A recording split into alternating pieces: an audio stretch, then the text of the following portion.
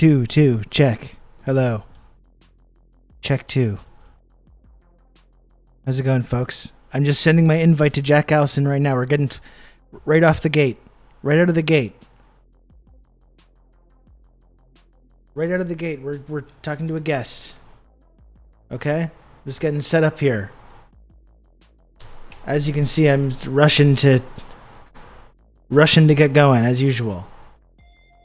I told people I was going to start at noon on the dime.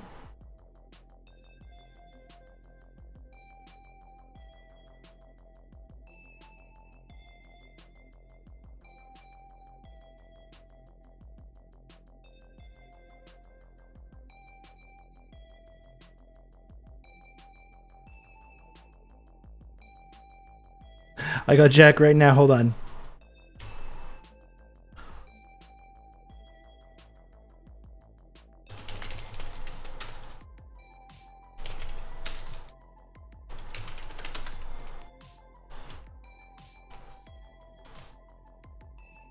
Oh boy. So many things happening at once. It's all happening. It's all happening.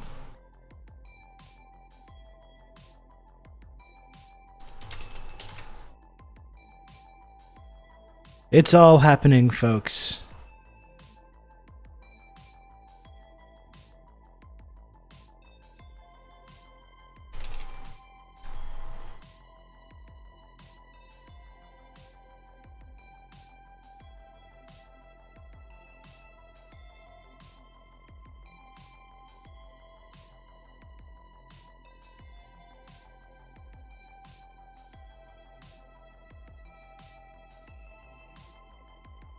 It's all happening, folks. We've got Jack Allison coming on the show. In just a moment. In just a brief moment. I just sent him the link.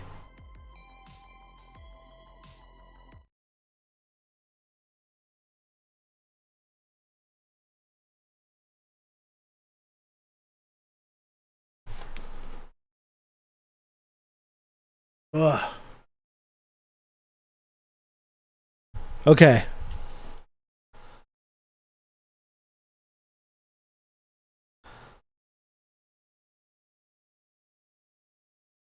Okay, almost ready to do this. How's it going, folks? I'm going to turn off the alerts. I know everyone's going to be rushing to donate to the show, so I'm just going to go ahead and turn those off. We're talking to Jack Allison. Jack Allison just wrote the new book called Kill the Rich. Hello, Sam Sider. Thanks for 29 months, Tier 1. Yes, I have gotten the thirst for eating brains. Yes. Yes. The book is Kill the Rich by Jack Allison and Kate Shapiro. I'm sure there's better places to buy it than from Amazon.ca, but we'll make sure Jack informs us of where the best places are that we can buy this book.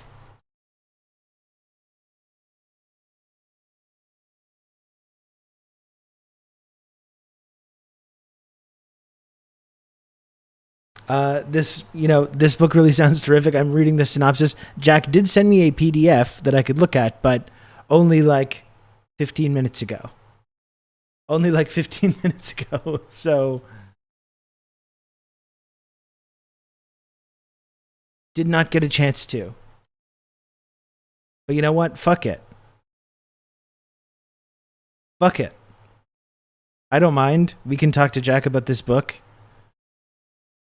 We can get Jack to weigh in on certain other things we've been interested about. The cover does go hard. Yeah, first we need to hold Jack accountable for this provocative title. And really we should be talking more about working with the rich. Reforming. We can tax them more. There's a lot of other options before we need to get there, but we're going to talk to Jack. But the simple premise of this book that Jack just wrote is that in the year 2038, there's a new president of the United States that won the presidency with the simple, snappy campaign slogan called "Kill the Rich." So we will get our friend Jack to delve into that further. We could have innovative solutions such as train tunnels that only Cybertrucks fit in. That sounds wonderful. Yeah.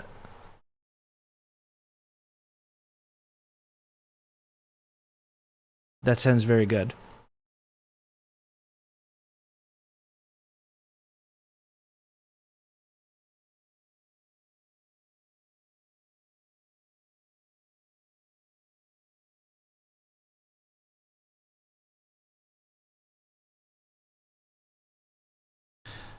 And Jack should be here any moment now. Any moment.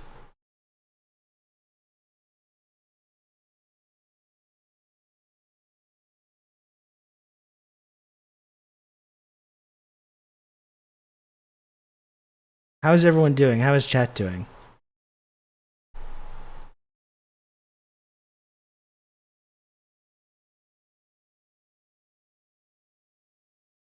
How are you doing, chat? Does anyone have some good leads on brains?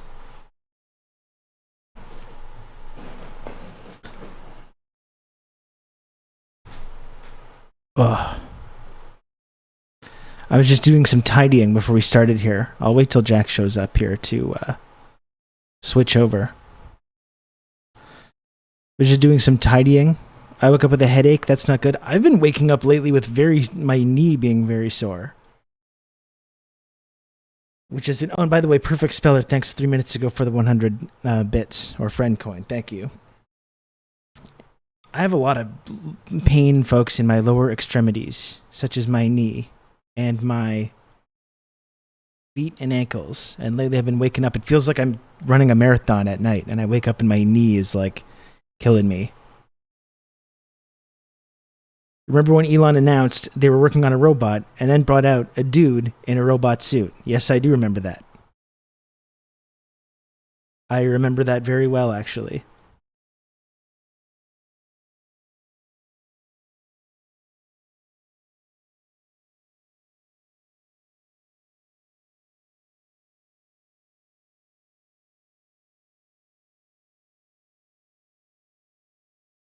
So that's fun.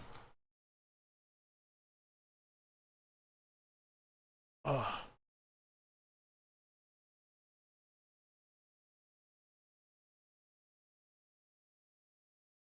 What about a low boister pillow under your knees? You're 40? I guess so. I'm always flipping around and moving around.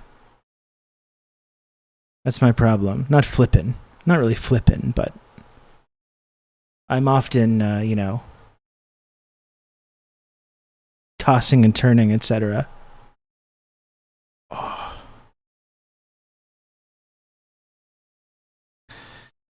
People keep telling me to do yoga, and I'm sure you're right. I am sure you're right, honestly. I don't want to disagree with what you're saying. I probably should do that. Not always easy for me.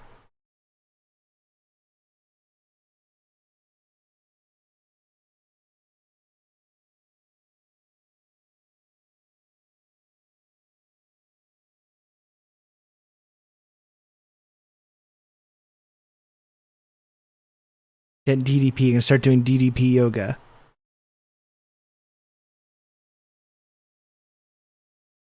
Taking care of yourself is what Chairman Mao would have wanted. I would like to think so. I would like to think that he did want that for me.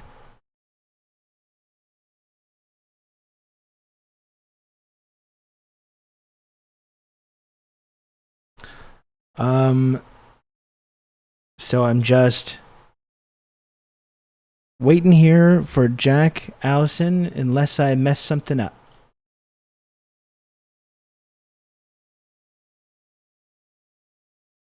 Unless I mess something up.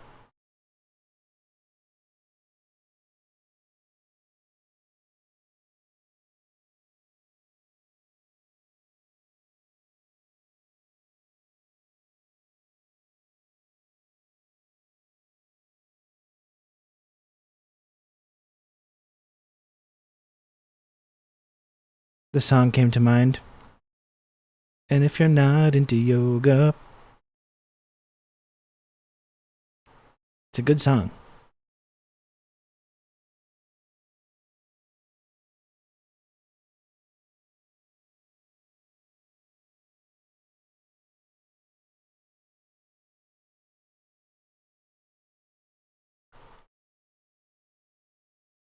Forgot it's Jack hours. Well, it's supposed to be. It's supposed to be. But I'm seeing that Jack messaged me at 10:55, and I didn't see his message because I was busy doing a little bit of tidying. I was tidying up in the hour or so before I had to start going live, so I just noticed that he messaged me at 10:55, although he said otherwise still good to go for 12. I did specify 12 EST, unless that was some kind of a miscommunication. We will see. We will see. Until then, I'm just going to be taking up time. Was really fun watching The Thing last night. We watched The Thing and Quaker Oat Sky. I'm sorry. I turned off the alerts because I have a guest supposed to be joining the show soon. I now missed this alert from Quaker Oat Sky. I missed Quaker Oat Sky's very special 24 months resub. Quaker Oat Sky said, my family has for months now. Let me see if I can get a replay on this. I regret missing this big time. Let me see here. Can I do this again?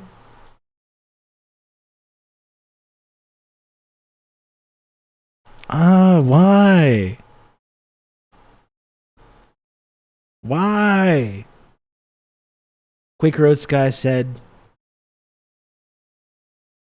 it won't replay. That's really strange. My family has for months now tried to discourage me from putting more money into this friendship triangle, saying, quote, it's a cult, and silly, blatantly, it's a cult, and silly, blatantly incorrect things like that. Well, I just showed them my new sub badge, and they've all changed their mind. I'm really happy to hear that. Quaker Oats guy, I'm sorry your TTS didn't get played. That's on me. It was a very good TTS. You didn't even mention the P word. You didn't mention the P word or do any of that bit. It was a very well thought out and good 24-month resub alert, and I fucking blew it. Thank you, Quaker Oats Sky, though, and enjoy the brand new shimmering golden TRRS sub badge. You've earned it.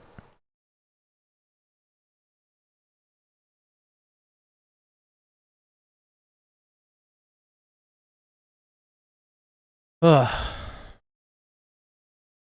I have the live action, Rob. Read out my message. That's even better. Okay, I'm good. That's good to hear. I'm glad that wasn't too disappointed. The golden sub badge. It's not piss. That's the saying. That's what they say.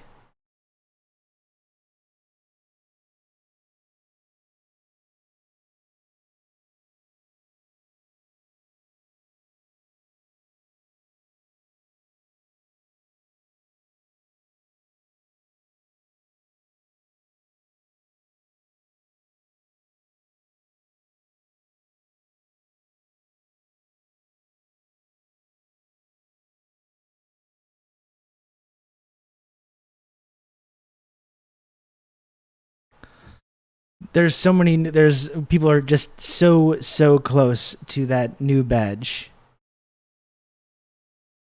People are so close to the new badge.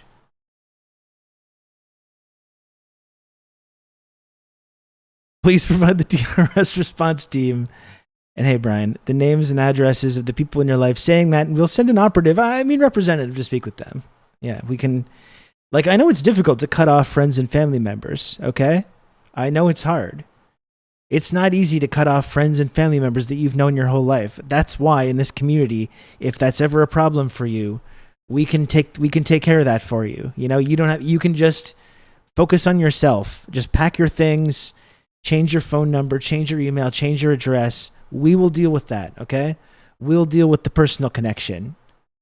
We will talk to the relevant people and make it clear exactly what has gone wrong, what they can do to rectify it, if that's even possible. We will lay that out for them, okay? So, in case that's ever an issue for anybody, just a little chat. On my way back from work, I saw a bus with Holodomor written in giant letters. Apparently, they're touring across Canada. Wonderful. Yeah, no, that's good. Can we talk about that? We're defunding the entire Nazi-funded institute at the U of A that came up with Holodomor. So interesting. So we're gonna still perpetuate that idea, but the Nazi-linked institute in University of Alberta, we're disbanding that because of how filled they are with Nazis. Is that about right? Does that sound about right? Is that what we're doing? We're going to continue talking about all the things that the information that they helped spread and this view of history, but we're also getting rid of them because they're Nazis. And we're going to continue to fund their ideologically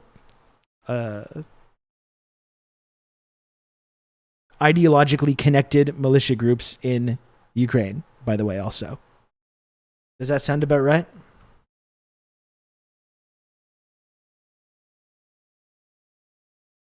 Will Black Ribbon Day be a statutory holiday? Probably. Yeah. Probably. I can only imagine when that atrocious eyesore Victims of Communism monument opens up finally in Ottawa. That seems to be Canada's destiny, right? We'll open up that Victims of Communism Foundation monument in Ottawa, and we'll do the Black Ribbon Day ceremony at this monument. Will be really one for the ages. Will be really one for the ages. Don't worry, we got rid of this whole Nazi thing though. Don't look into that. It seems like there's a ton of Nazi-filled institutions in the West. I'm wondering why that is too. I think that's a great question that we should be asking ourselves. Just leave your SS uniforms at home this time. Don't do the Doctor Strangelove thing, please. Yeah, let's bring Hunka back. He can do the ribbon cutting. It certainly seems to be that's our destiny, isn't it?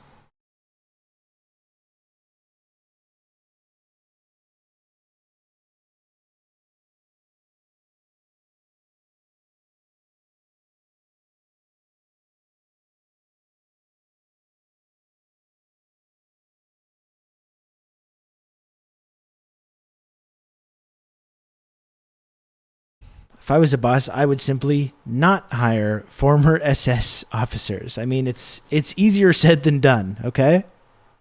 It's easy to say, no, I'm not going to hire SS people, but then you get put in that position, and oh boy, you have to make these kind of tough decisions. This Remembrance Day, I wonder whose mother will lay a wreath at the Waffen SS monument in Oakville. We just saw a bunch of guys went and hung out there. A bunch of these people from the diaspora, they went and hung out there and be like, actually, Hunka was cool, and it's good that we did that. It's good that we have all the grandchildren of these people wandering around our society as well. I think that's very good stuff. The ribbon will need to be black, obviously. Obviously. And we can, on that day, we can commit to even more billions of dollars worth of aid and weapons going to Ukraine on the same day.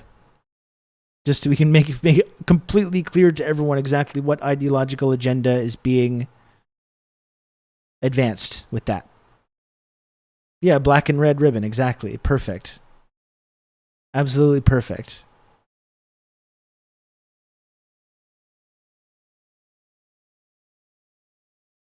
I'm shocked there are Nazis in this genocidal imperialist empire. Just who'd have thunk it?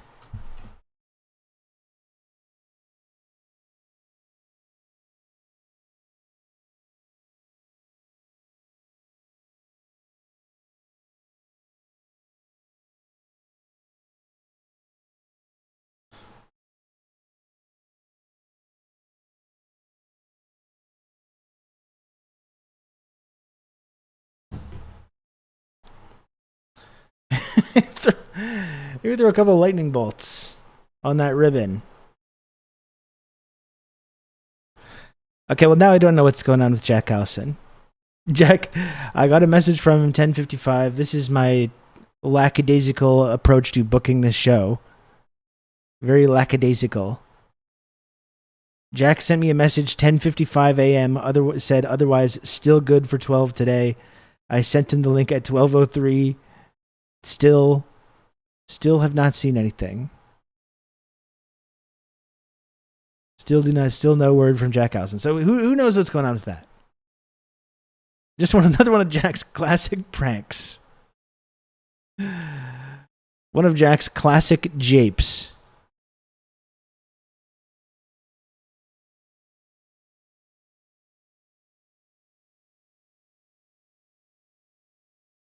I get it. Maybe he was thinking 12 PST, which is a possibility. We will see. I like the dynamic and exciting new hair, though. Thank you. It's a little bit more. I put some product into it, but I don't really like having that like wet look. I took it. This is my problem when I take a shower too late. I took a shower right before the stream was starting, and this is just what I'm left with. I don't know. It's just what I'm left with. I do like my new haircut, but we got Moist Rob, just like The Thing last night. We watched The Thing again, which was fantastic. One of the most moist creatures you can possibly ever ask for.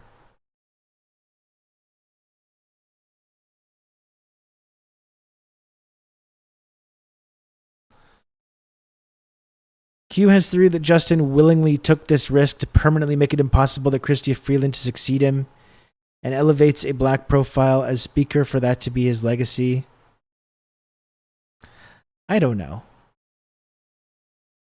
This idea that Justin is like threatened by Chrystia Freeland, or he's working against her somehow. I don't know if I buy that, because he's like supported and promoted her viewpoint at every step of the way. So, you know, I don't know if I believe that. They seem to be all ideologically in sync when it comes to promoting this war and promoting this kind of nonstop support for it and drumming up support for it. So I guess perhaps, but I just don't know.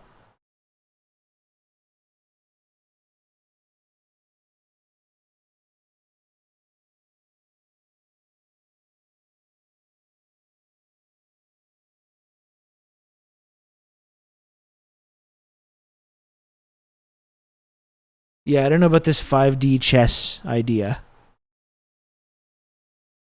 The blackface guy liking the Nazi agenda. Well, I guess it's possible. Anything's possible.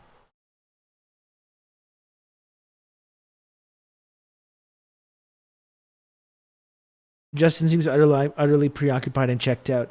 I think the question for me is, will Justin Trudeau run in the next election or not? Because my sense is, you know, my uninformed opinion, my uninformed stance. I do have some sources with the knowledge of these things, but nothing that I've heard, but based on nothing that I've heard anyway. But I just don't know if it's looking like there's a chance he's going to lose. I don't know if Justin's going to run. I think it was Paris Marx I was talking to the other day. I hung out with Paris Marx the other day, IRL, along with a few other friends. And Paris was suggesting that maybe I think Trudeau might relish the fight. He might want to crush Poilievre, which is like, maybe that's possible. You know, the kind of like delusional narcissism that you would have to rise to that position in the first place. I think that would check out.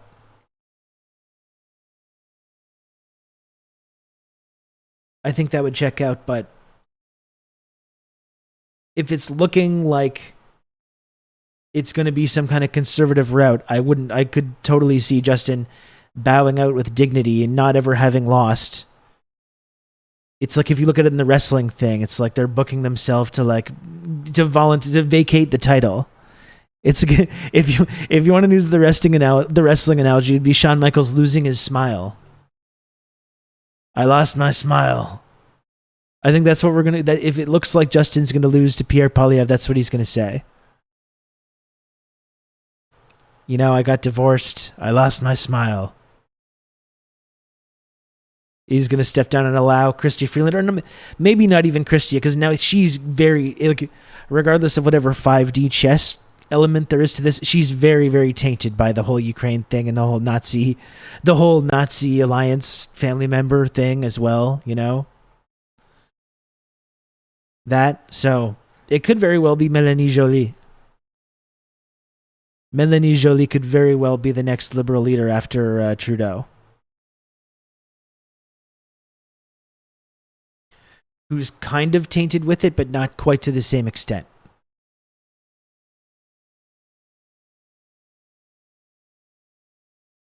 I think O'Regan might get it, if not Joly. Giovanni, you think you'd beat him? You think Trudeau would beat him? He maybe would. Like, again, we've talked out a lot of the issues with Pierre Polyev. As much as he might be like succeeding in the polls right now because of these economic issues that he's not proposing actual solutions for, but he gets credit for talking about them.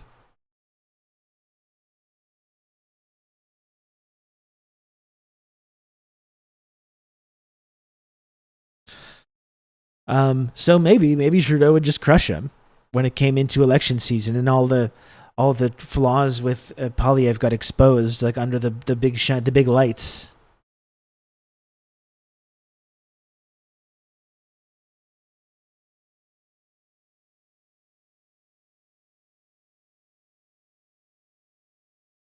Get ready for another strategic voting campaign. Listen, Osaku, it's going to be the most important election.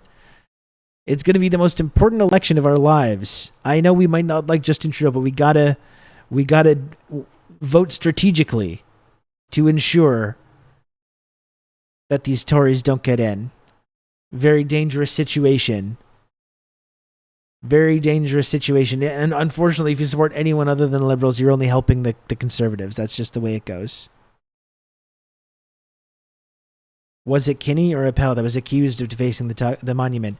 Duncan Kinney was accused of defacing this Nazi monument. He was accused of allegedly defacing this Nazi monument. As you know, folks, Duncan Kinney, he's a friend, he's a colleague, he's a former guest of the podcast and the stream.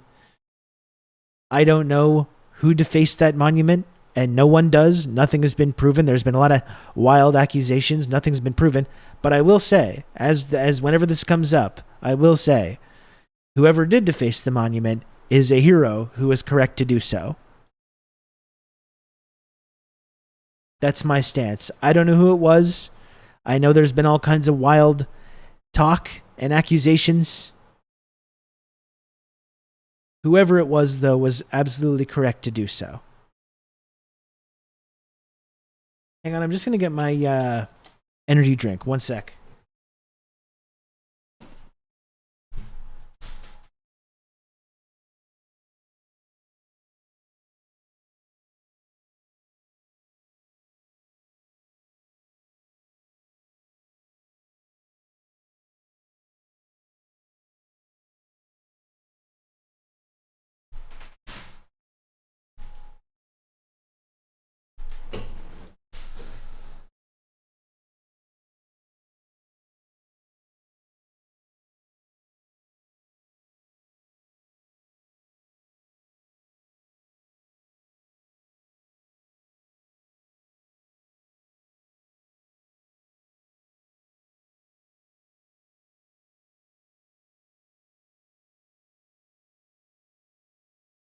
Duncan Kinney does wild things like report on the Edmonton police and print the police's own accounts of their abuses, and the cops just have it out for him. Exactly.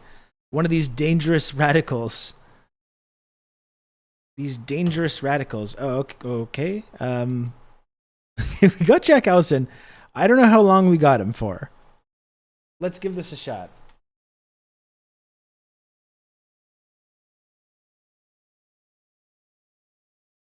Let's give this a shot.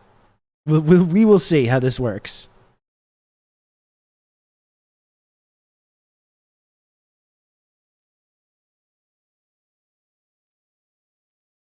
Hello, Jack. Are you there? Hello. Hi there. Hey, how's it going? Good. I'm so sorry I forgot what time zone you were in. I thought we were doing 12 Pacific the whole time. Oh, Yeah. I But thought I also, specified that, but maybe not enough. Maybe I didn't specify it enough. I'm so stupid. Yeah, I saw at noon, 12.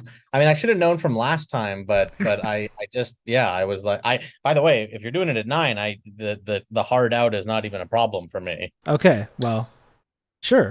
Well, that's fine because I thought you had to go in like 7 minutes, so I was like, well, we'll see how this goes. It'll be a little lightning round kind of thing. Yeah, I'm down for whatever you said 12 to 4 East like back a couple weeks ago. I just totally fucking forgot. I'm sorry. I'm the host and the booker. It's on me. I'm happy. I'm happy that you're here now, though. That's the most important thing. Yeah, Um, yeah. Are we live we're now? live. Sorry. We're live right now. Yeah, right at this Okay, very great. moment. All this scheduling talk must be extremely Riveting. interesting Yeah. to everybody. Thanks for having me. I appreciate it. I do appreciate it, and I'm sorry for being so late and everything like No, that. it's no problem. Unfortunately, because you sent me a PDF of the book. If I had a bit more time, I could have looked at that. But um, I'm a not mess. important. I've done everything wrong. I could have let look. I only sent that like about Also, my hair wouldn't be all wet and slicked back if this is just anyway, hello everybody. I kind of Thanks got for a wet hair look as well, so it's having me. like we're on vacation together or something. I don't know. Yeah. How are Um, you doing? I'm doing all right. Yeah, just I'm Good. I'm here. You've been out of the Twitch grind now for a while, so I'm still here every single day on the Twitch hamster wheel, trying to make the How do you little like it? numbers go up every single day of my life, and I love it. I got to tell you, it was fantastic. You like the numbers or you just like the streaming? What's your favorite part of it? Oh no, I like the streaming. I like hanging out with people. I love doing the talks like this. I like doing the work. It's the everyday Sisyphean task of Yeah. manufacturing an income from that. That's the part that I like less. Yeah, If I no, could do the work and get paid like a salary, that would be fantastic. I would really like that. yeah, if Twitch would be like, we'll pay you, an amount like how jobs are. Like, that's the thing about Twitch is you really get the job schedule, but not the job, regular paycheck. Yeah, that is tough. But how's it been Anyway, for you? Like you've been kind of out of that grind for a little while. good. Should I Obviously plug in working a on better things. microphone here too? Is this like I have a fan on here? I can do better than this, folks. I really can. I just stepped in the door and realized I was on the wrong time zone. Give me a moment. I'm so That's all sorry. right. This is live streaming, everybody. I know I can do better than this. Oh my God.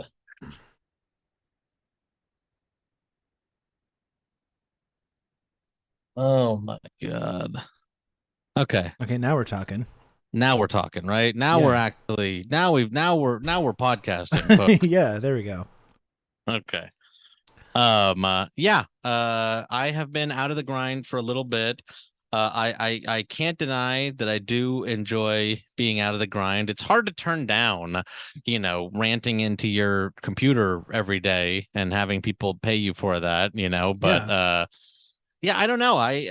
If you're enjoying it, obviously it's great to do, and there are worse ways to make a buck. But yeah, I think that to be honest with you, Robin, we could talk about this another time. But there was a part of me that I'm like, so it's like, am I gonna be doing this when I'm like 70 years old? Like, there's no retirement plan for this. Am I gonna like Yeah. what's the like real long term, what's the long term of this? Yeah. No, believe me, I think about that as well. I'm fortunate enough to live somewhere where I have somewhat of a future plan that the state actually takes care of here. So Right. that's like not so bad. But yeah, I think ideally when I'm literally an old man, I'm maybe not like doing weird dances to Steely Dan Yeah. music so people give me bits. That would be Right. Dancing for gems. I'd still like to be doing political rants, but maybe to my relatives yeah, to their exactly. misery. I'd rather be sitting at a Yeah. table and ranting this same stuff, but and maybe getting confused and being like, you should give me a gem for this, Yeah. but not actually, Yeah. Oh, dancing for grandpa, the gems.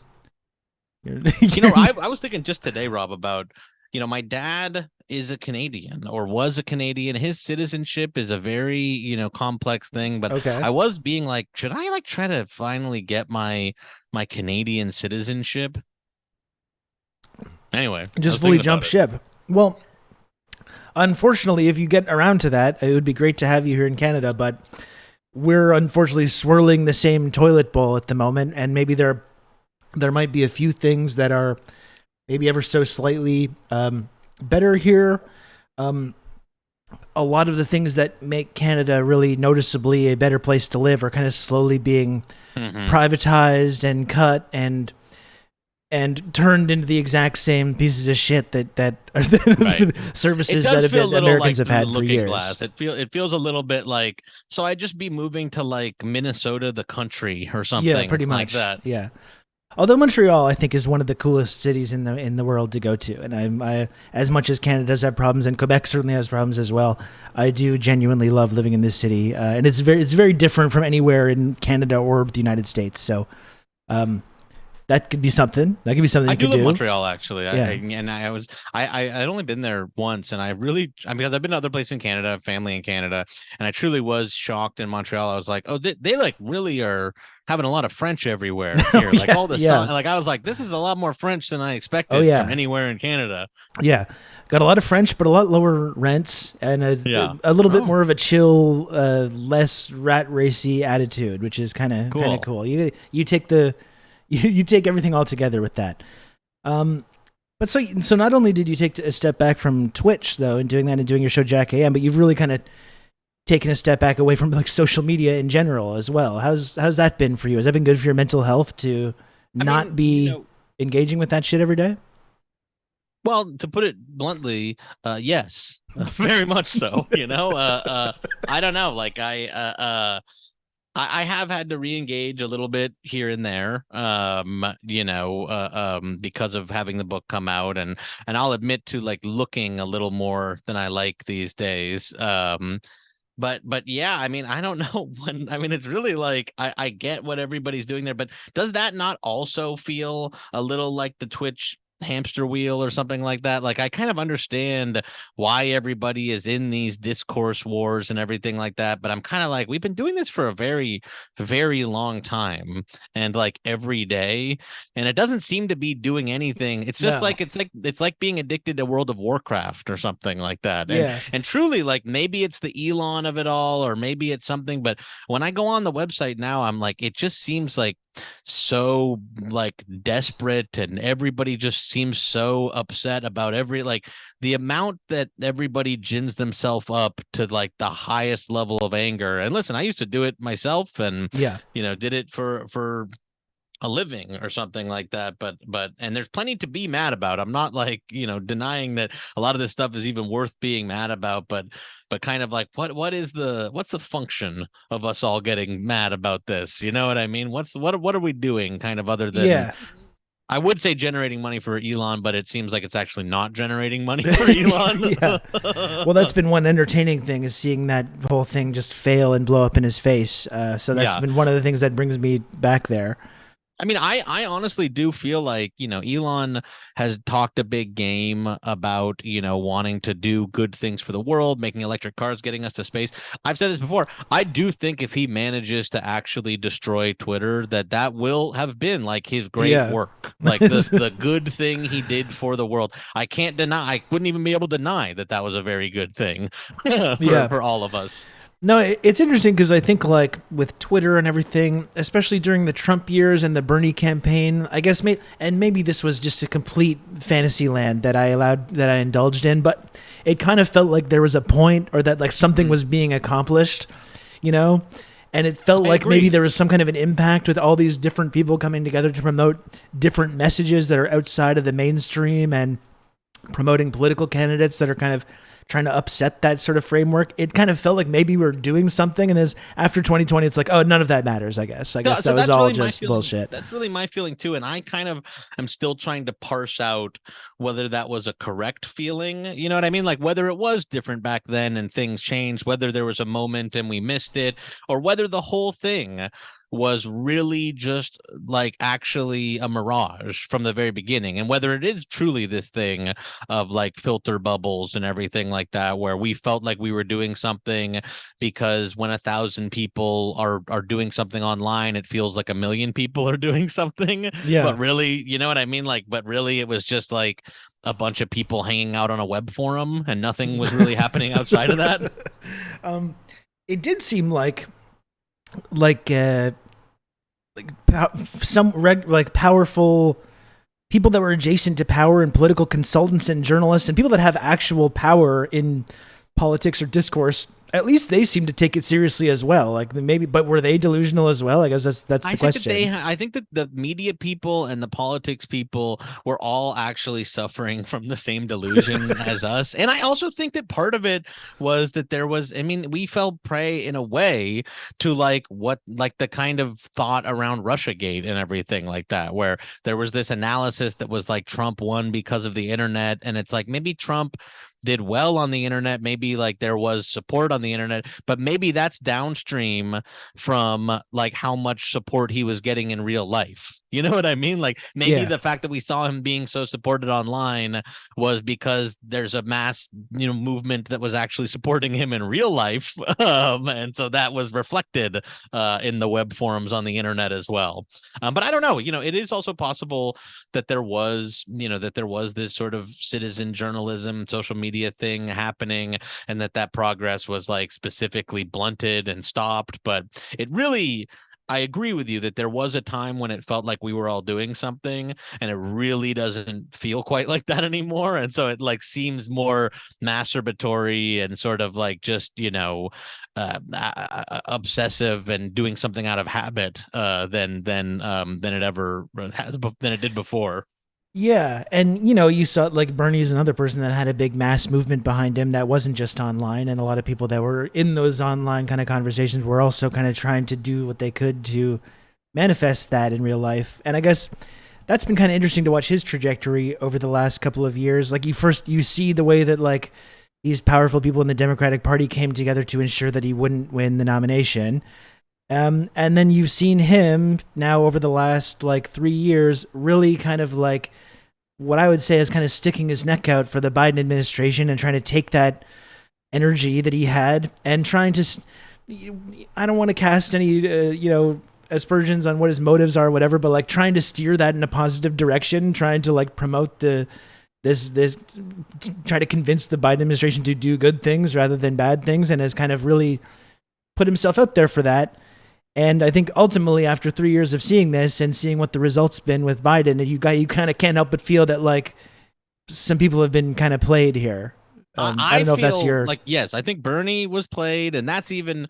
I don't want to sell cynicism, and this is one of the reasons why I'm glad not to be on doing streaming and tweeting and stuff like that. Is that like you either start to feel a responsibility, or sort of people put a responsibility on you to not be sort of pessimistic about everything. But I actually am pretty pessimistic about most things. And I guess I kind of feel like I went to all these states, I knocked doors for Bernie and everything like that, and I really feel like what the outcome of that is I got a lot more people's phone numbers and email addresses to receive text messages from Connor Lamb and shit. Like I truly I'm like, we did all this, and like I don't know what the outcome is, and I do feel like the machine,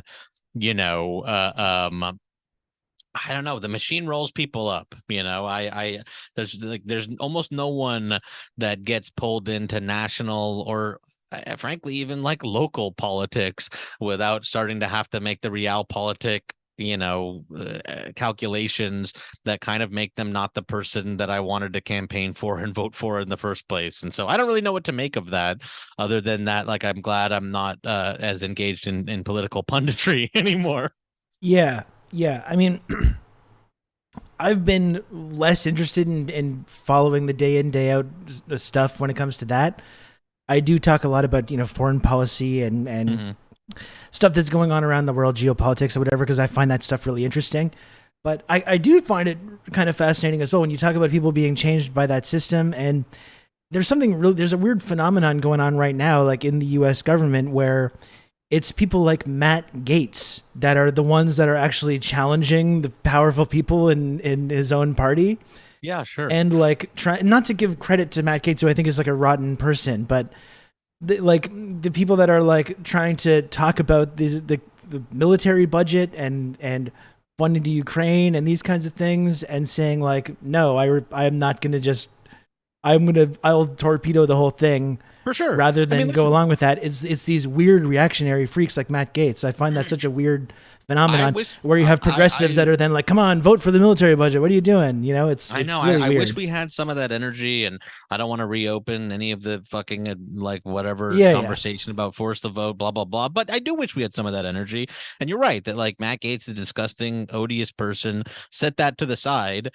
Like he does have policy objectives that he's working toward, and he's willing to flex whatever power necessary to like try to move toward those objectives. Like I also think it is really funny that like Matt Gaetz is like, I'm going to oust you as speaker, and Kevin McCarthy's like, bring it on, and then Matt Gaetz just like easily did so. Like I'm like, I can't deny. Like, I mean, I don't know. That's part of the Trump thing too, is that you're like, I don't like Trump. I don't like Matt Gaetz. I don't agree with them about what they want the world to look like. But there's also the element of that they humiliate these fucking disgusting freaks in DC. Yeah. And you kind of can't turn off the party that's like, well, I like seeing these freaks humiliated. I like seeing these people lose their jobs and get really upset and stuff like that, even if it's not to a good aim. I mean, like, if nothing good's going to happen no matter what, I'd rather see all these fucking swamp freaks get humiliated. Yeah. I mean, it's kind of like a hell of their own design too, because they've appealed Right. to all these absolute lunatics and tried to bring all these kind of wacky people into their coalition and harness that energy of these extreme reactionaries. Then lo and behold, it gets turned towards them. It's like you can't help but kind of enjoy that when that happens, you know? Yeah. Yeah, again, like, there's almost like, again, this election in some ways, as we're moving into the presidential election, I'm I'm not glad. Again, it's a cynical belief. It's a cynical feeling. It's a self-protectionist feeling. It's a selfish feeling. But like in 2020, we went into the election and I had all this hope and I was all excited about the Bernie thing. And in some ways, I'm glad that I don't have that this time so Yeah. that it won't like there. I have no dog in the race. I'm like, this is all just like it's just nothing. It's just for me to watch and be like, yeah, it looks like no matter what happens, it's gonna suck. So I can just watch how bad it is. Yeah. Yeah, I'm looking forward just following this circus for what it is. Um, but let's talk about this book, Jack. I mean, like I said, you've taken this time away from just getting angry on social media all the time, which is something that I respect and admire, and probably wish I could follow more of myself. But how did you? How did this book come together? You just wrote this book. It's the book is "Kill the Rich" that you wrote with Kate Shapiro. Yeah. How did this whole thing come together? So yeah, Kate Shapiro's a friend of mine that I've known for a number of years, and Kate, during I've wanted to do writing for I was a writer in Hollywood, insofar as you can actually call that writing, but I've Yeah. always like wanted to be a writer, and I've wanted to sort of get back into prose for a long time, and Kate was writing this book or sort of short stories set in the world of this book, like a sort of near future, everything's bad, what does the world look like, not too far from now. And she was doing it on Substack, and she had written a whole version of it that was very good, and there's a lot of interesting stuff in it, but it was all sort of disconnected short stories. And so when she was deciding to work on the rewrite of it, she asked me if I would come on board, and sort of help with the politics side of it and try to make it more of a cohesive story. And I don't want to take too much credit because Kate and I worked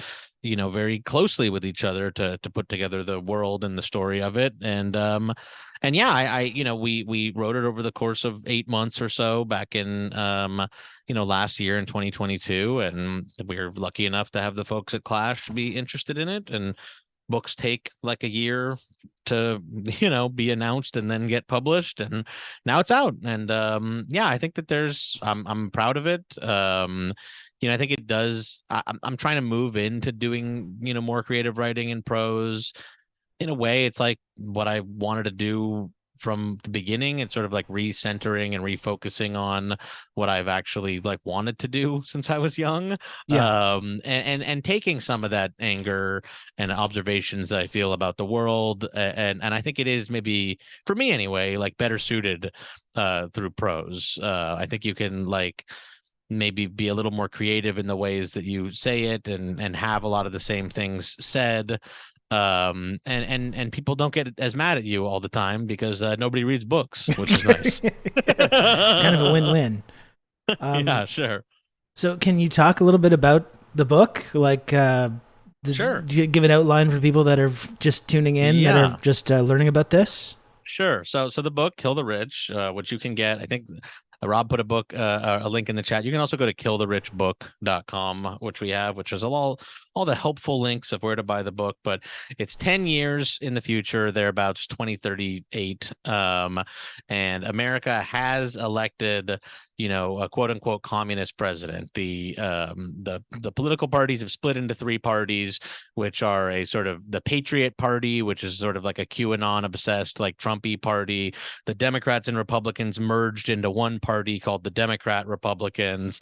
And then there's the American People's Party, which is kind of like your DSA progressive party. And so communist president gets elected basically with like 35% of the vote, and ran on, the campaign slogan, "Kill the Rich." And so when he gets in office, he makes good on that promise. So they put a Koch brother to death, and then they do a big televised public execution of Kim Kardashian, whose makeup plant like poisoned an entire small California town.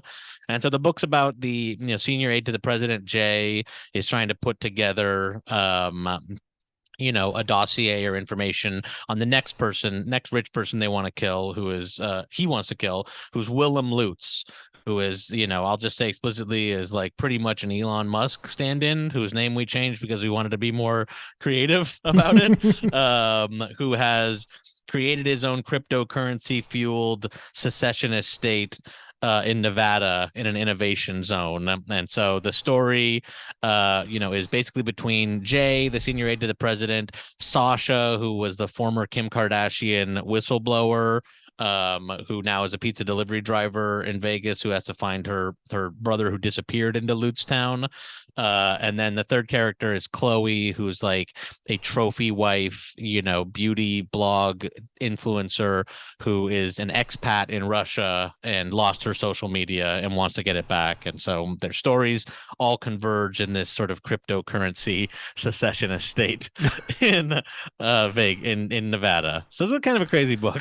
Yeah, it is. But I don't know. It's really interesting the way that, like, satire and science fiction can be used to kind of talk about these things. It's such a classic and enjoyable way to sort of talk about these kind of social issues and economic issues. So I think it's really cool that you're doing that. Any possibility, do you think, is it kind of depending on how this goes, but is there any possibility of like expanding this into something else, a script, or I mean, I don't know if we'll expand, like, that's all the world of, whether people are interested in that kind of thing. Someone did like email us from some company being like, is there the film and TV rights? And so maybe we'll explore what that is. But to be honest with you, I used to work in Hollywood and do script writing and everything like that. And part of my thought around this was like, I can write scripts and they'll probably never get read by anybody, and certainly never made into a movie or TV show. Or I can write a book and it will have probably just as little a chance of getting made into a movie or TV show, but people are actually allowed to buy it and read it. Yeah. So I think that books are a little bit better to do in that sense. But we're working on an audiobook, so hopefully that we'll at least be able to do that. And we're working on a sequel to the book as well.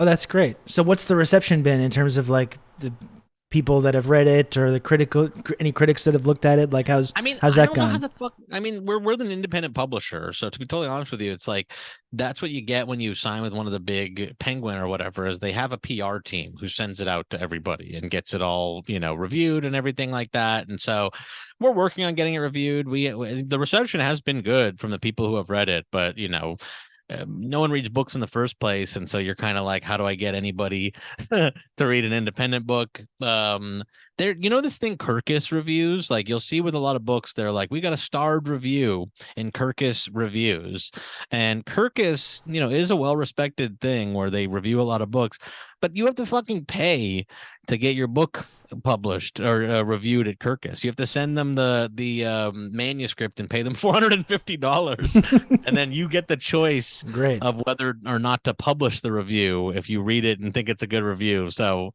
I mean, long story short, we're thinking about doing that because I don't know what the hell else to do. But I don't know. I also might start impersonating a publicist and try to start sending queries to people as well. Yeah. I just really have no idea what to do because it has been well received with the people who's read it. But, I don't know how you get reviewed anywhere or anything like that. It's a good question. I wish I could help you. Yeah. But it's funny to talk about the idea of like, adapting it or something. And you see this like, it's an industry right now that seems like it's on the verge of these either collapsing or going through these great changes. The whole streaming model. I think one thing that it seems like these strikes has kind of these WGA and SAG-AFTRA strikes have kind of shown that this whole streaming model is deeply flawed and almost like fraudulent in many ways. Like it just seems very bizarre the amount of money that's getting thrown around by these streaming companies to make hugely like big productions that no one really even seems to watch. They barely even promote it. Sometimes they spend $100 million on filming series and then just not showing them to anybody. It's really strange, isn't it? It's kind of a bizarre industry. I think that streaming, you have to look at the way that tech companies operate, right? Which is like they operate, based on like stock prices and venture capital and everything like that. But they're private companies. I mean, they're publicly traded, but they don't have to open up all their metrics to public scrutiny, So it's like they have to have the appearance of success more than they have success. And so something like Netflix, they have just sort of had the appearance of success. They don't show how many people watch their shows. They're like taking out debt, at an exorbitant rate. And then all these movie studios are like, okay, we need to all get into streaming or we're going to get killed by streaming. But these are companies that actually do need to turn a profit. You know what I mean? Like this is not Amazon where they have the largest profit engine ever built. Even if they got rid of the home delivery, just even the AWS, Amazon Web Services would be the biggest company ever, So Amazon doesn't give a shit about Prime Video. That's literally something that an Amazon executive did an off the record interview that was this is to help Jeff Bezos meet women, pretty much was why they he wants to go to red carpet events and things like that. Yeah. So yeah, I mean,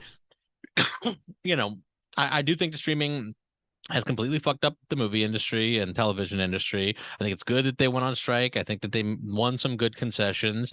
But even everybody talking about, the victory of the Writers Guild and the coming victory of SAG, are acknowledging that there is going to be, a big constriction in streaming coming up. The streaming boom is over, and so it's good that they won these victories so that the fewer people that are able to get work doing this stuff are more fairly paid for it. But there are going to be fewer shows made and fewer jobs available sort of in that world coming very, very soon. Yeah, well, that's the thing. It goes against the entire business model that the film and the TV industry has been based on, where it's they seem to be judging the success of any given property by how many new subscriptions it brought in, which doesn't seem to be a really reliable way of figuring these things out. And you can pour $1 billion into making something like Rings of Power, and even if millions and millions of people watch it, does it actually move the needle on people subscribing to these services or not? I mean, it's just really bizarre way of going about these things. And on the other side of it too, it's also lowered the bar for the streaming or for the film studios. So think about this. It's movie studios used to make movies, and the only way to see the movies they made were to like go to the movie theater, and you'd be paying $20 per person per ticket to see the movie. Even if you wanted to watch it at home, there's a long window, then it would be released on DVD and you're buying it for $20. Even when rentals were around, you're still renting it for like $4 to get it for 2 days. Now we've trained everyone who watches movies to expect everything that a movie studio has ever made, their entire library, for $8 a month. Like they have really like they've like, and so that's like bottomed out. Now they've like lowered the bar for what they consider success, which is like, as long as we're not losing subscribers to our $8 a month service. But I think they've really fucked up. And like, it used to be like to get the kids to shut up, you'd have to take them to the Disney cartoon, and that meant buying like 4 tickets at $20 each, or going and renting Frozen.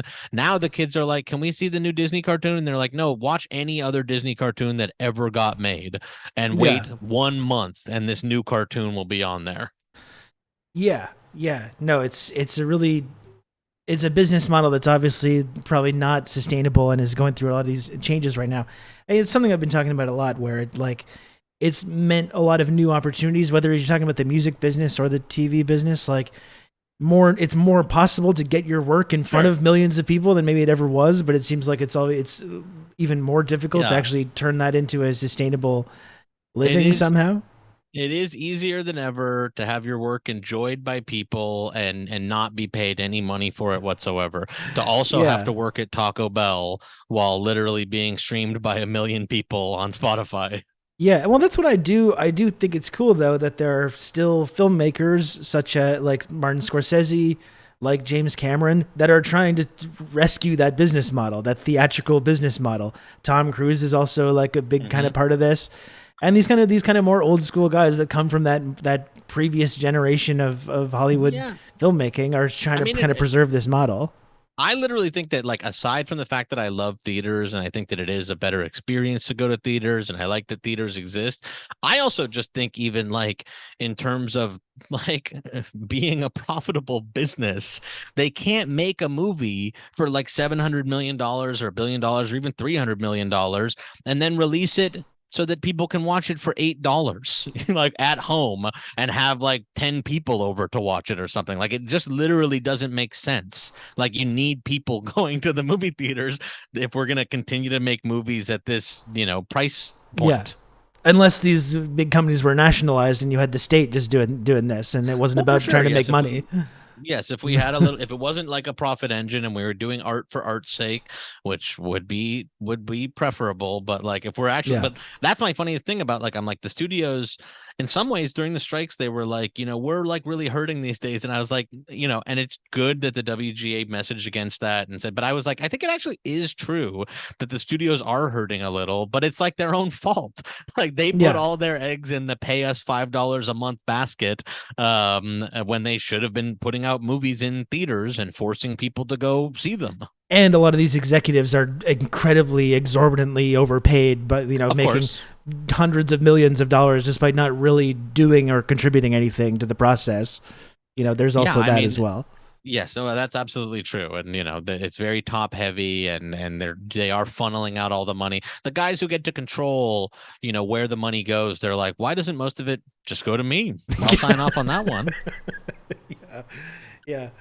But, we talked up front, too, about, the cynicism that it's possible to have based on how little input we seem to have, whether you're talking about Canada or the United States, the input that we have into our political system and the direction that goes. But I think that's one thing that continues to provide me with a sense of optimism, is the fact that there is this like kind of renewed labor activity, whether it's artists and writers and actors, or whether it's the auto workers right now going on strike. Like, more and more working class people that are doing the work, whether they're writing the films and acting in the films, or part of that process, or whether they're building cars or whatever, like working at grocery stores or whatever, are realizing that like they have this ability to stop this machine from moving and from operating at any time, and they can use that to level the playing field and allow and ensure that they can live lives of dignity rather than being used to just like create profit for this big machine that gets funneled all the way to the very top. For sure. And I agree with that. And I am, happy that we're seeing so much labor activity. And I think it is notable that we're seeing so much labor activity. But not to inject another dose of pessimism or cynicism here. I think that it is also notable just how bad conditions got. You know what I mean? Like it's almost like the gains we're fighting for here are just to earn back stuff that we had 40, 50 years ago. You know what I mean? Like you look at the auto workers one in there, and it's like they gave up. They sort of made a deal, and I think, it shows kind of that unions are fair, that they even made this deal when these companies were going to go under. But both in film and in the auto industry, it's like, yeah, we're kind of just trying to get back to zero before we can even start really getting like gains. Yeah. I mean, we're just like everything that was kind of erased through the whole neoliberal era, starting with like Reagan and Thatcher and going all the way through Clinton and Bush and Obama and Trump and Biden. It's like and the Canadian people that have been involved in that as well. We're living in this kind of like the fallout of all these economic decisions that were made in 40 years ago to destroy labor unions and to privatize everything and to take all these public services and means test them and get rid of them, and we're living in the fallout of that now, and all the inequality and all the inability that people have to like afford housing or whatever. Like these are all consequences of these economic decisions, and it's led to this weird political dynamic, I think, where you have people like Joe Biden and Justin Trudeau, for example, that are still kind of fighting to preserve this system and maybe give it a few little tweaks to make it ever so slightly less horrific.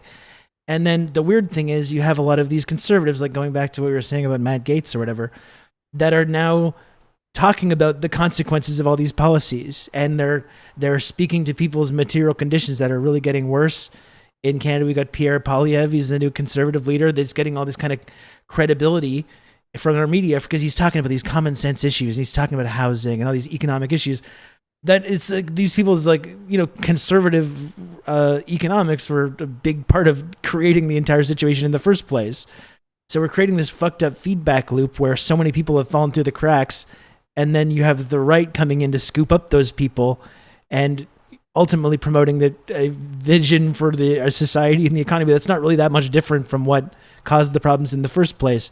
And that's kind of a big problem, right? This kind of self-perpetuating problem. It is sad that, I'm glad that the unions we are now like that the unions are being more aggressive, and we're trying to fight to get these things back. But, of course, Democrats are the sort of neoliberal party, and so they've like ceded that argument to the Republicans, like and so they're happy to make the sort of nationalist, protectionist version of that argument, but it's only because no one's really like making any kind of credible claim to be working on anything like this. You know what I mean? Like Biden sort of just like speaks to how he's the #1 union president ever, goes and talks from a bullhorn, does a campaign speech at the line, but also like shut down the rail workers union. It's like, I don't think that there's anybody who's like making a credible argument, on the center left,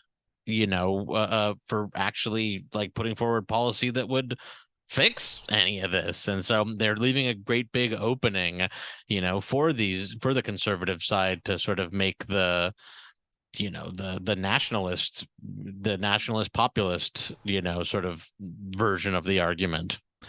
Yeah, and not to bring everything back to this, I know we're all tired of the whole like the Bernie argument and talking about this and his the way that he's tried to work within that system to promote these policies. But it is though really the incredible thing about his whole campaign and the vast freak out that he caused in the political class and the media class, just for basically like making the argument, like you're saying, let's go back to where we were like 40 years ago and reinstitute some of the basic sort of New Deal ideas about how the economy should work so we can start fixing these things. And the like the people that came together like white blood cells attacking like a tumor, a cancerous tumor, to ensure that this very mild, non-radical vision could never ever be implemented. You know, it's like it's truly amazing. Not enough. You know what I mean? And like, while I'm very, very happy, I just hope the unions go further. You know what I mean? Because it's like we have this sort of like big labor moment, and it just feels to me a little like we're going to win gains that are, you know, the gains won by the Writers Guild, and I don't want to. And I think that it was a great strike to do, and I think that they won, you know, more than anybody expected. But it's not like we're back to the place where we were, you know, in the 90s with television. You know what I mean? It's like they're turning things back. They're making some gains, but we're not like back to the gravy days of how things were before streaming. And so I kind of worry, you know, that we're going to sort of it'll be like, okay, we're back like 70% to where we were 30, 40 years ago. You know what I mean? And now we're like, and now we're all happy. Yeah. You know, you can make an analogy with a sort of neoliberal climate policy as well, where we're now starting to talk about things that would have been great 40 years ago to implement, things like a carbon tax, things like let's start building factories where we build EV batteries and solar panels, and let's switch to electric vehicles instead of cars. Like, these might have been really good policies that actually helped us like get out of the crisis that we're in, if they had been implemented decades and decades ago when we knew these things were going on. So now we have, when they were first suggested and actually attempted, you know? Yeah. And so now we're in this fucked up situation where this is what we have to choose from. People that are just like, no, let's double and triple down on everything that's just causing the problem in the first place. Or people are saying, no, we believe the scientists. Let's do some things that are nowhere near enough to actually solve the problem that we should have done years ago. And we're supposed to be like, oh, this is great. Like, this is living in a democracy. We get to choose between these two different viewpoints, but they're both leading us to the same path of like climate crisis and disaster and all the horrible things that we know are kind of coming down the horizon because of that. Yeah, like again, it's almost like even tedious to get into because we've been having this. It's like these things remain correct, but is it tedious because we've had to beat the same drum for so long? But I'm like, this is the problem with incremental progress. The thing we've been talking about now for close to like, I mean, certainly through the Obama years and everything like that. It's like, in some ways, it's like, well, the things haven't changed, so the drumbeat has to remain the same. But in another way, you're kind of like, well, I guess it all comes back to the same things we've always been talking about. Yeah, pretty much. But I think I'm really looking forward to reading this book and like reading about sort of your and Kate's vision for what a few more years of the status quo that we're currently living in is, what it's going to spit out at the other end. And you know, our society right now is very, very stupid and weird and grotesque. And I'm interested to read about your vision for where that's going to go in a couple years. You know, and the book is also political satire. It was important for us not to be like polemical. You know what I mean? I think it'd be very easy to write something that sort of is in the voice and view of Twitter politics and be like, well, like everything would be good if we elected. It's like, I would say that more than anything, the point of the book is that, you know, America and the West might be too big a mess to ever fix. You know what I mean? And so I will say that like we do try to do the thing, not purposelessly, but we are trying to not be I mean, we're ideological, but we're not trying to be like, we're not trying to be polemical, we're not trying to be didactic, we're just trying to show like that, like, isn't the world pretty fucking crazy? yeah no, absolutely. Did you ever read 2030 by Albert Brooks? Albert Brooks is a science fiction novel, I didn't hear about this actually. I think I'm looking it up right now and I'm like, did I used to have this book on my shelf and I just never read it? But I so recognize the cover. But I haven't read it yet. I would recommend it. I think it's kind of, I haven't read it for a couple years, but I think there's a couple things in it that I remember that I think are really prophetic that you might find kind of interesting. Cool. I definitely will check it out. But you know, I encourage everyone to pick up this book. I'm really looking forward to reading it. I'm glad you could come on the show to talk about the book, Jack. I always appreciate having you on. So thank you for thanks so much for having me. And I'm sorry for being so late and forgetting that, that Montreal is on the eastern that's no problem. Border. No, it was fantastic to talk to you. I appreciate it. Thanks, Jack. We'll be in touch. Thanks, everybody, and go to killtherichbook.com to buy the book. Buy the book. Take care, Jack. Okay, shall I leave this Zoom now? Yes. Okay, I'll see you later. Goodbye. Talk to you. Bye. Okay, Jack Allison. That was Jack Allison. Big fan of Jack Allison. Thank you, Jack. And thank you also to Frumpy Andy. Frumpy Andy, thank you for the Prime sub 8 minutes ago. I appreciate it.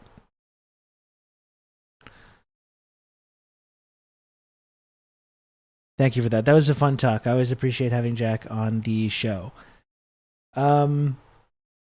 Since Jack is here, my favorite Twitch clip I've created, I know exactly what it is. Without even looking at it.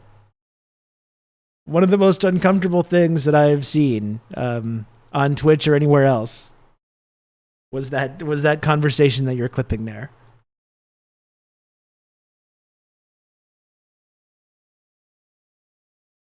Anyway, appreciate Jack. I'm glad we could make that work.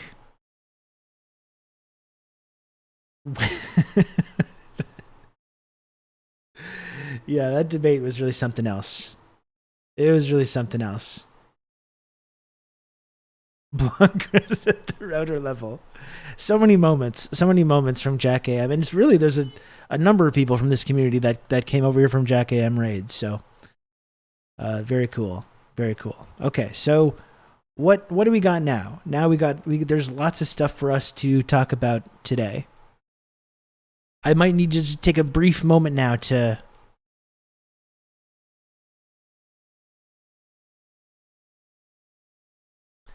breathe here, because I got started very quickly. We had a couple of little miscommunications with the timing of this. I jumped right into doing some serious stuff. I might want to get some kind of a lunch situation happening. And thank you also to Lucid Fox and Left Flank Vets for the raid. During that conversation, I couldn't say anything, but I really appreciate those two big raids coming through for that interview. So even though the timing was kind of messed up and I didn't really promote this, I'm glad that there was people there that could watch that conversation. That was really good stuff. We got to talk about Ben and Max. We got to talk about Code Pink. There's a couple of things. I can really feel how cynical Jack is about politics. And I get it. Believe me. Do I ever get it? Oh, fuck.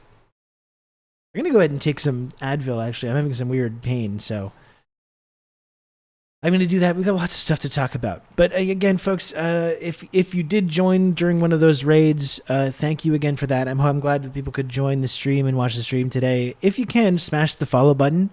If you haven't done that already, if you want to chat and be part of the community, hit the old follow button. You can also subscribe and support TRRS if you want, like our friend Frumpy Andy did just 11 minutes ago. Brand new community member, Frumpy Andy. So if you want to support TRRS, you can do so by subscribing for $5 per month or using your Amazon Prime account to convert to a Twitch Prime sub, totally free of charge. If you want to, you can do that. That's all. The hair looks great, by the way, mate. The mini mullet is in. You can't tell, though. You can only, like, when I'm here, the chair blocks it. So it just looks like a regular haircut. It's only...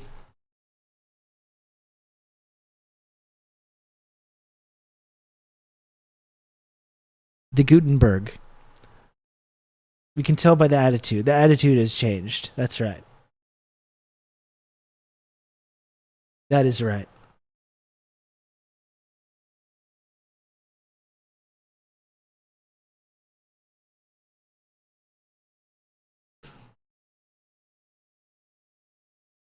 It'll look better a little longer. Yeah, I do think this has some serious grow-in potential. This has got some very serious grow-in potential. Need to organize a second camera, possibly a mirror situation. If I just had like a mullet view, if I like attached my phone camera to something and had it like there at all times, just to have a picture-in-picture mullet view. That'd be good.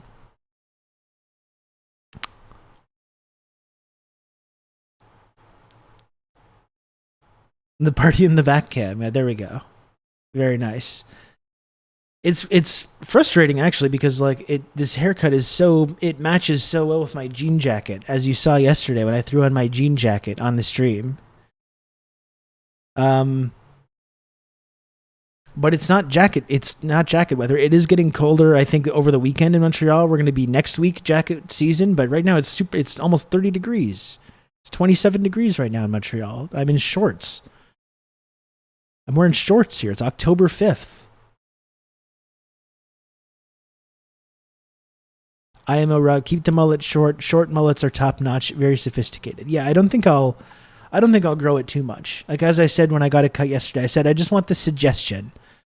Just the suggestion of a mullet. Just a little hint. That's all.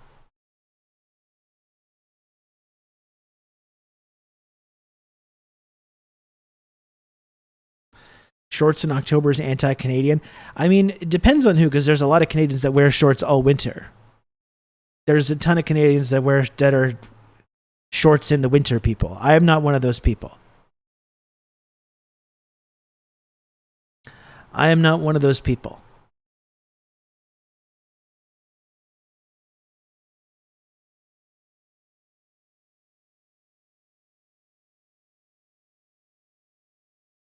I'm really a lot like that in Wisconsin too. Wisconsin is very culturally Canadian, I think there's a lot of similarities. I think I'm going to become a balaclava guy this winter. I think I'm going to bite the bullet. I'm ordering a red balaclava. I'm going to wear that when it gets really cold. There was a couple of days this winter, like it's always very cold, but there was a couple of days where it was like actually genuinely unbearable.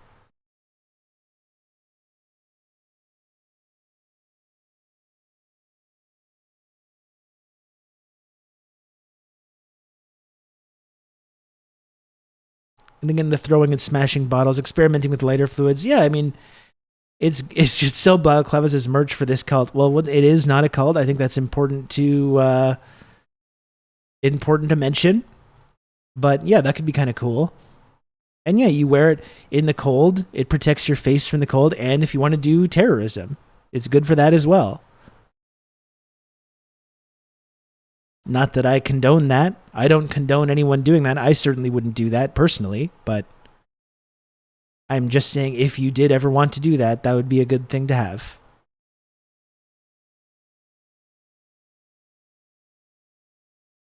One of my favorite profs in uni was my intro philosophy teacher, big burly bee farmer that would show up in shorts and giant clunkers for winter boots. Excuse me. When it was minus 30 degrees out. His name was Phil. Actually, the one time I saw WWE superstar Sami Zayn, who actually is from my neighborhood, the one time that I saw WWE superstar Sami Zayn around my neighborhood, he was wearing shorts in the winter. He was a shorts in the winter guy.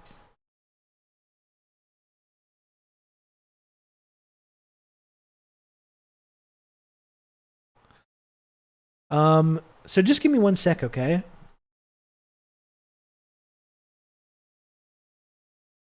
Give me 1 sec. I'm going to, I don't know, get a beverage. I'm just going to get a little beverage. I'm going to take some Advil because I have some fucked up pain right now. And I'll come back. We'll talk about more good stuff. Okay? And again, if you can, subscribe to TRRS. Remember, as I talked about with Jack Allison, I must make the little number go up. The line must go up. The line must go up every single day. And it's you, the listener, the viewer, the chatter, who controls that. So if the only way that I'm able to do this show every single day is if the line continues to go up each and every day. And so if you can, please subscribe to TRRS. I really, really appreciate it. And every little bit helps out so much, helps keep this show on the air. And I love you. I love you. as well. But only if you subscribe. Unfortunately. I'll be right back. Should I put on some kind of like video thing, or like, do I just want to leave the chair here? Like, what am I doing?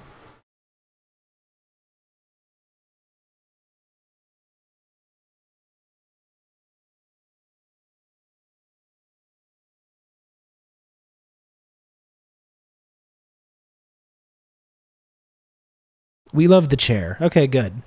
Let me just put the music back on. I'll be right back.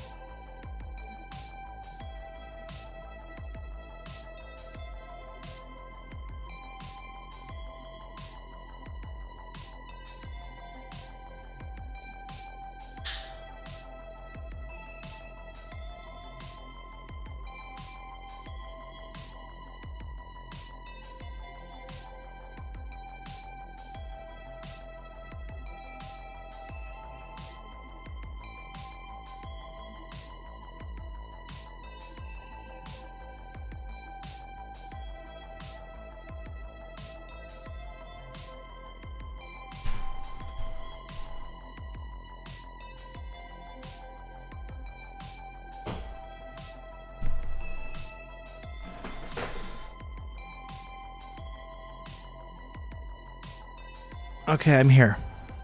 I'm back.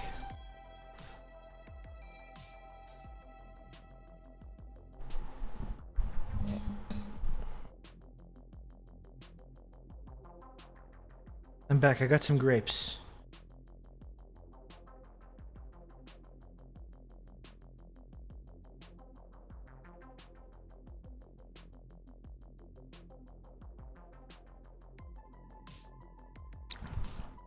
What kind? I don't know. They're just green. They're like sweet globes or something.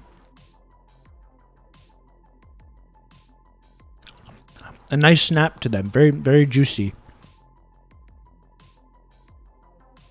And if you know anything about me, you know that I absolutely love snapping into some nice, juicy, sweet globes.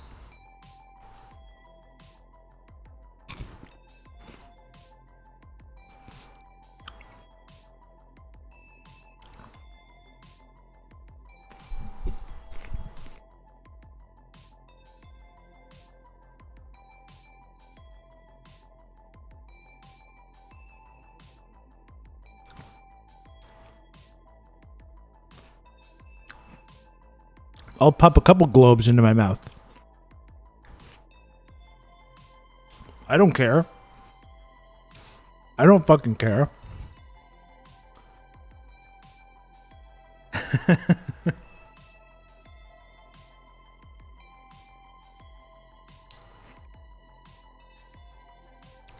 How many globes does one man need?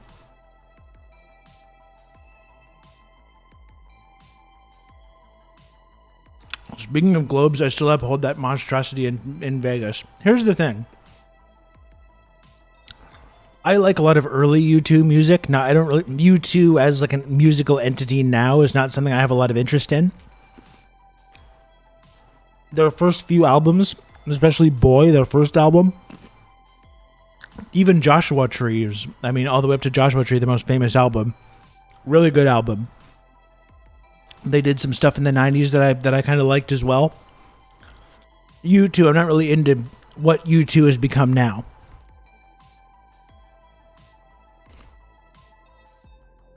The song they had of Batman Forever was good. Hold Me, Thrill Me, Kiss Me, Kill Me. If I recall. I didn't love that one, but...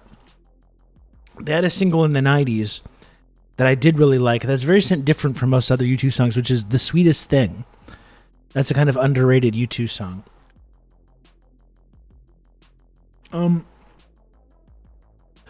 So, America is bad. I don't love U2. I think Vegas is like a city that's kind of like gross. The Sphere, though, itself. The Sphere itself... And I take no pleasure in reporting this, is cool.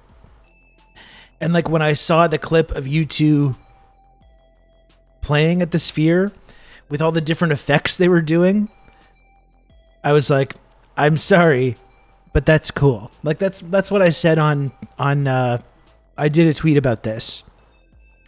If the exact Las Vegas Sphere was in Beijing, I would be like, God damn, that's cool. This is what it's like to have a country a place that's building things, that's innovating things. That's the kind of thing I'd be saying.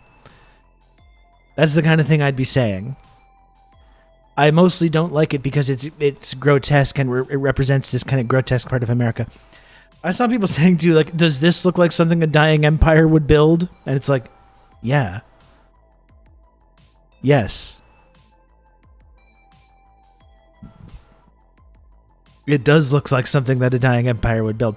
But I did like some of the footage that I saw from that U2 concert. With the big, like, wide open space. All of a sudden, it just kind of looks like you're in this big amphitheater, like, outside.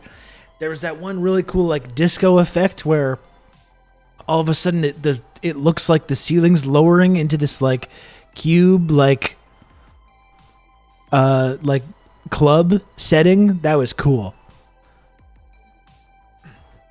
Yes, historically dying empires did not build huge monuments to their own glory. Exactly. This is the first time this has ever happened.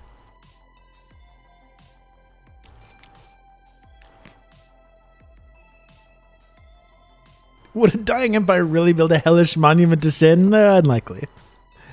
That's right. Personally, I've never been in another empire that died, so I can't really say what it would or wouldn't build. That's just me, though, just being honest. Well, that's why we appreciate your commentary, Jamo. Honesty. We know we can rely on you for that.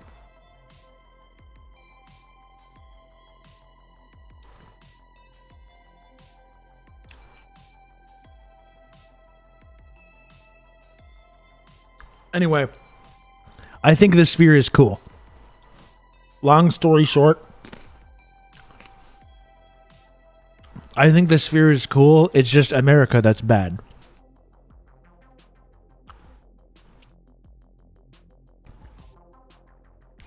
The Sphere is cool. America's bad. That's all.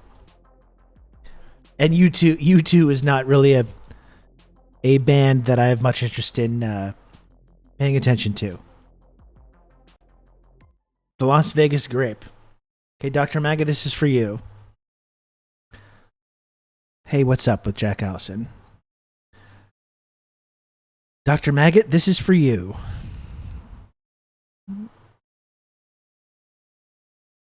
Not that. Watch this stone cold stoic expression.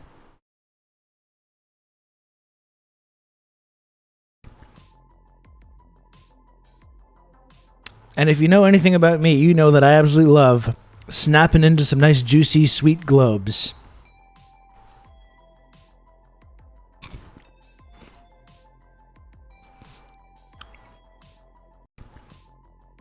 I see nothing wrong with that.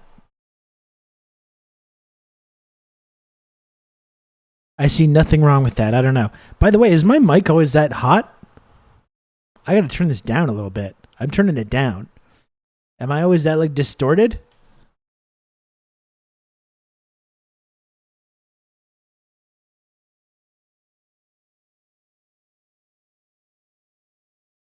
The best genre of Rob clip about that, though, is the one where I talked about getting DP'd.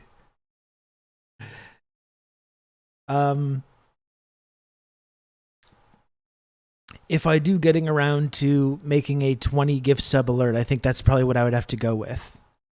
Because I think if I'm going to do a 20 gift sub alert, it's going to have to be something that, like, owns me in order for it to ever attract any kind of possibility of being used or seen. If I have the line about me getting DP'd and attached to some kind of GIF that's also humiliating, I think that's the angle that I have to go with that. That's the only way that this alert is ever going to be seen. The VJ 10 gifter rocks. Yeah, no, I love that as well. But I think in order for to convince anyone to do 20, if that ever happens, it's going to have to be humiliating to me. I think that's the only way that I can do it.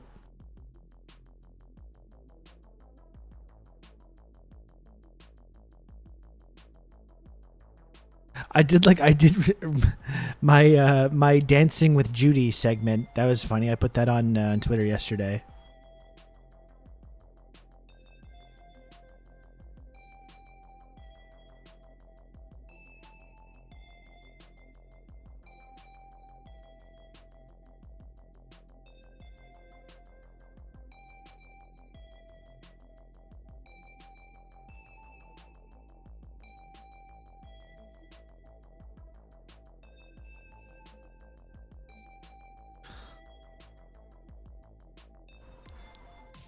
I've never found the settings for different alerts. You keep your secrets, Ribdalf. Well, I think, Brian, not to get into too much talking shop here, when you actually go into Streamlabs, it's more difficult, but when you go into the online Streamlabs settings, there's all kinds of settings that you don't actually see, usually. It must involve humiliation. There's just no way. There's just no other way of doing it.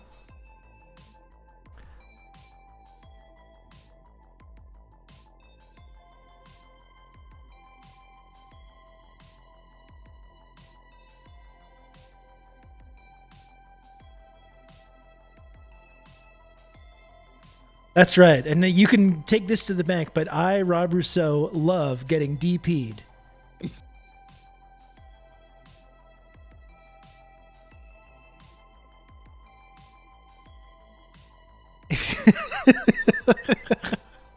If I can pair that with an iconic clip with the Stalin book, yeah, that could maybe be it. There's a combination there. Maybe I can convince someone. Or the egg. Oh man, I think the egg might be it, Brian. I think that's it. I think that's it. If I do the egg lick moment with that sound, maybe I will get someone to one day give 20 subs. Maybe. Because that's a lot. That's a big investment, you know? That's what I mean. It has to be special. It has to be special to convince anyone to ever do that. I think we're on to something there, though.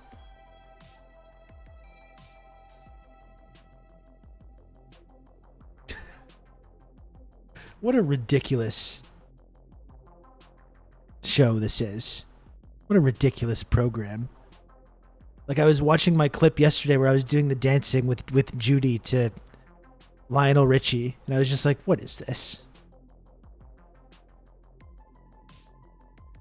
What the hell is this? Gina? Gina, what did I say? Judy? We're going to have to watch more of that Gina content, though, because that was great. That was very enjoyable.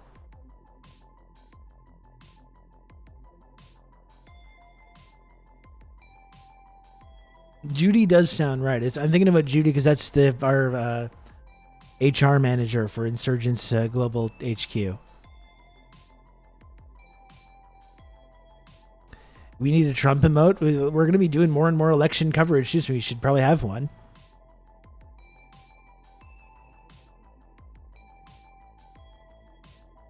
We're going to be talking all about the Orange Man and his wacky antics. We might even be covering a brand new Trump administration. I still have time to perfect my impression.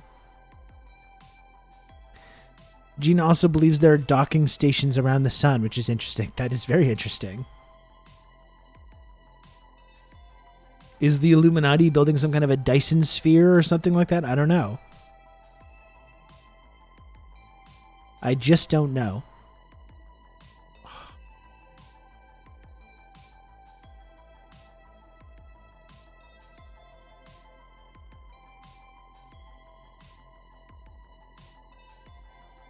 That is a great TNG episode.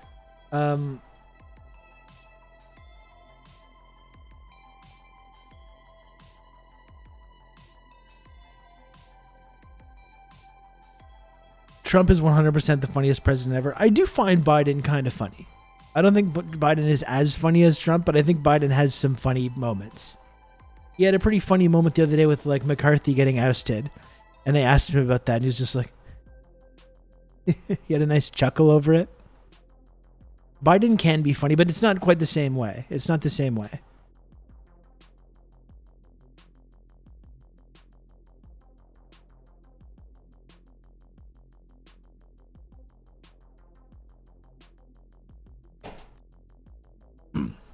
It's performance art, Rob. Don't undersell yourself. You're calling attention to the utter absurdity of the late stage capitalist struggle to survive. Yeah, of course, that's what I'm doing. That is exactly what I'm doing. I will say, you know, when I see clips of like doing Steely Dan songs or the dancing stuff that I do or whatever weird shit that happens on here, even if it is a little weird for me, I also feel maybe a small sense of pride where I'm like, there's no other political commentary that's where you get this kind of content. You know? This specific combination of things, you can only get it here. This very specific combination of different kinds of content. Only available here.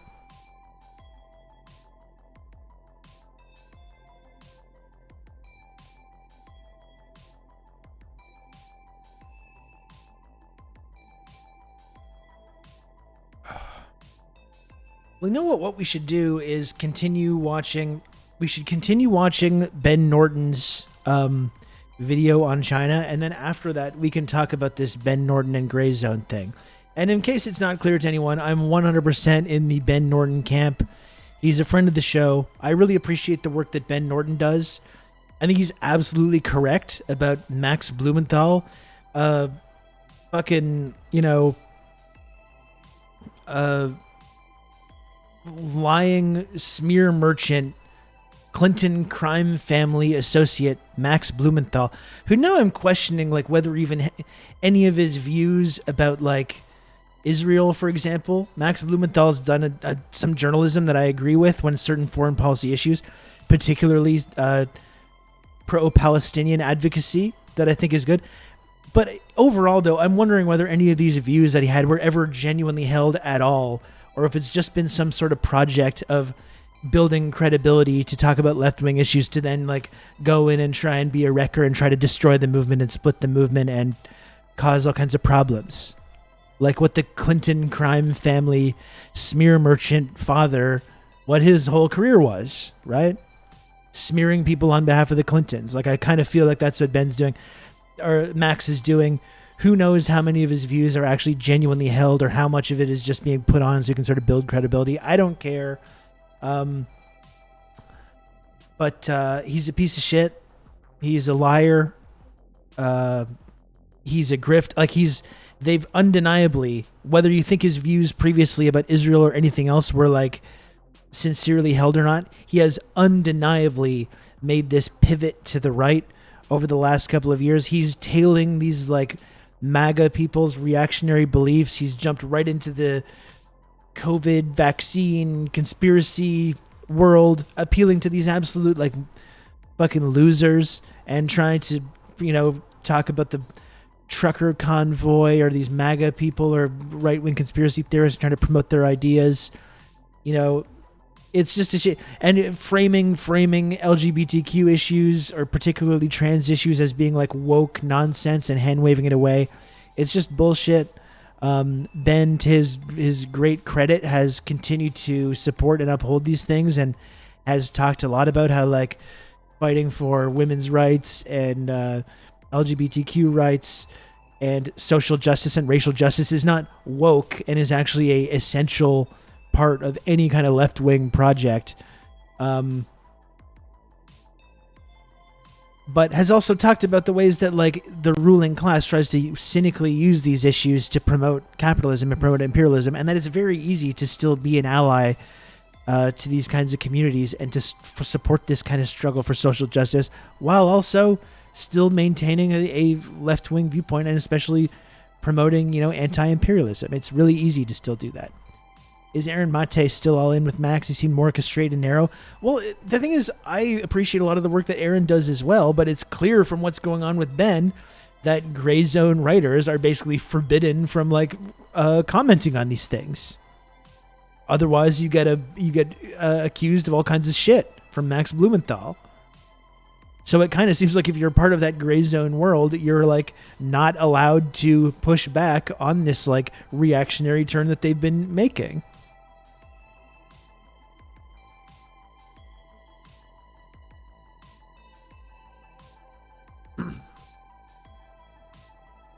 The gray zone, Pat Sock, Jimmy Dore, Glenn Greenwald sect of Twitter that toes the line of both left and right-wing politics is so frustrating. And there's big money behind it. That there's big money behind it that are promoting this viewpoint. Why? Why though?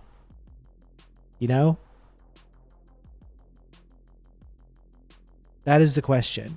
Aaron was really good at not saying anything. Yeah, I mean it seems like if you're if you're part of that gray zone world, then that's your only option really is to say nothing.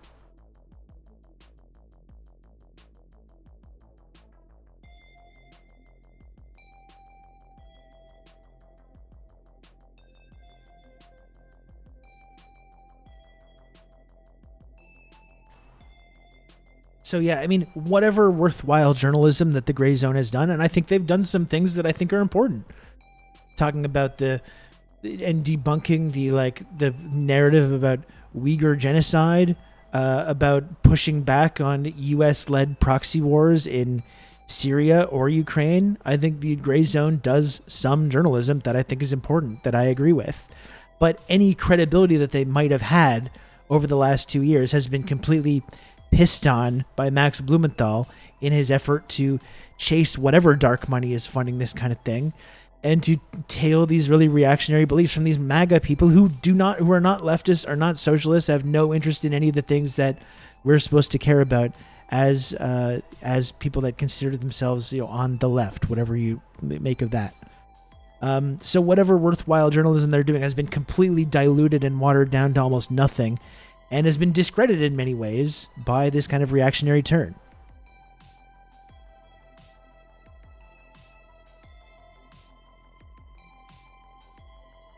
Anyway, let's watch Ben Norton's video. And again, folks, if you can, please subscribe to TRRS.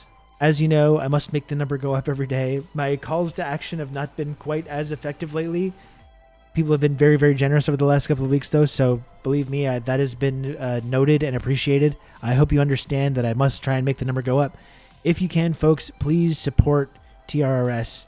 Every little bit helps. It's the only way that I'm able to keep doing this program. So if you can, please subscribe or support the show. Right now we got Plungerman, Dr. Maggot, and Miguel Lit 69 all tied for first place on the gifted sub leaderboard. Sorry to interrupt, but I have to say Laugan Ma, the black bean one, mixed with sour cream, makes me very nice, confident. Having it with leftover chili and a wrap like a burrito. That sounds wonderful. I sometimes mix it with mayo as well. You can count on me. You're going to have good old Rob to talk you through all this. But mixing it with sour cream would probably be pretty good as well. Maybe you can throw a little cilantro in there. Why not?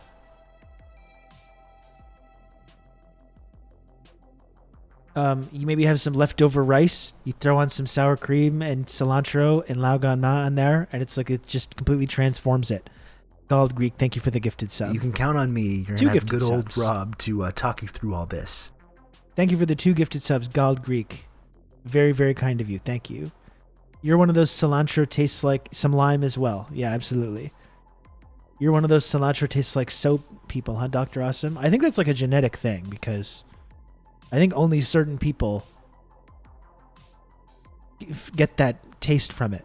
I love it. I put cilantro on it's like a cheat code. It's like a cheat code to just like cooking something delicious. Like you cook something and you throw a bunch of chopped up green onion and cilantro on there on the top, and it's like immediately just elevates it to this next level.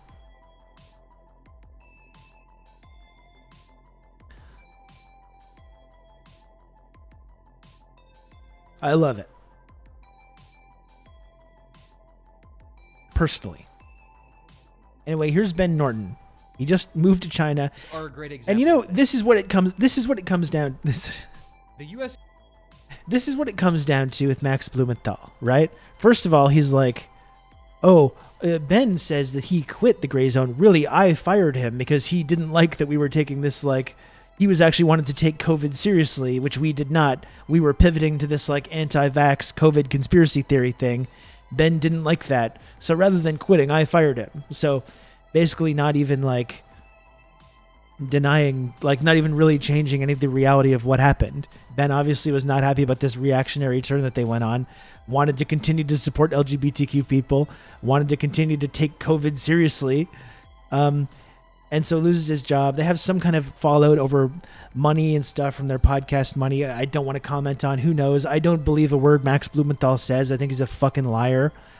Yeah, then they've released that video of, like, going to Nicaragua to, like, follow him around on a bus full of strangers and yell at him. And he's like, get the fuck out of my face.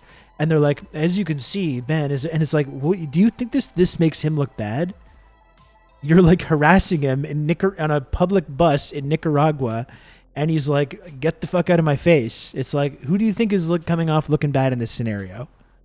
Yeah, I support Ben's alleged crimes. I don't want to suggest that any of that's true, but I support people embezzling money from Max Blumenthal, and I think it's funny. And I think it should happen more. Yeah, and what it comes down to, so he leaves the gray zone to start doing his own thing because he doesn't want to be part of this. Old Rob to talk you through all this. I support the alleged criminal mastermind known as Ben Norton. Me. Thank you, Gald Greek, for the 16 months of Tier 1 and for all the support. Thank you.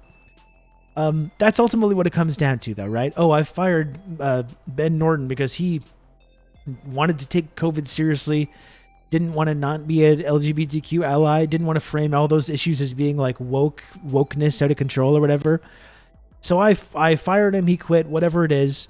And ultimately now he's more successful than me, and now I'm not happy about it. And now I want to try and smear him and create this big legal thing and this big dramatic situation.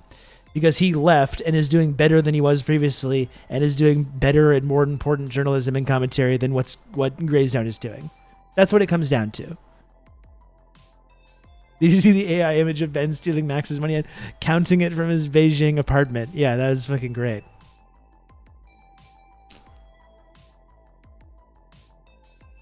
The only thing I learned from that video is Ben is a cool twin brother and an even cooler girlfriend.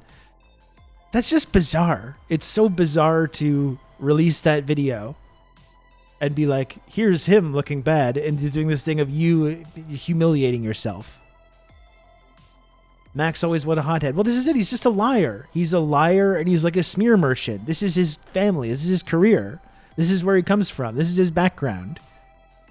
Lying and smearing people and creating these kinds of controversies and wrecking this left-wing movement that he has some kind of connection to because of his anti-apartheid advocacy, which now I'm questioning whether how much of that was even sincerely held in the first place.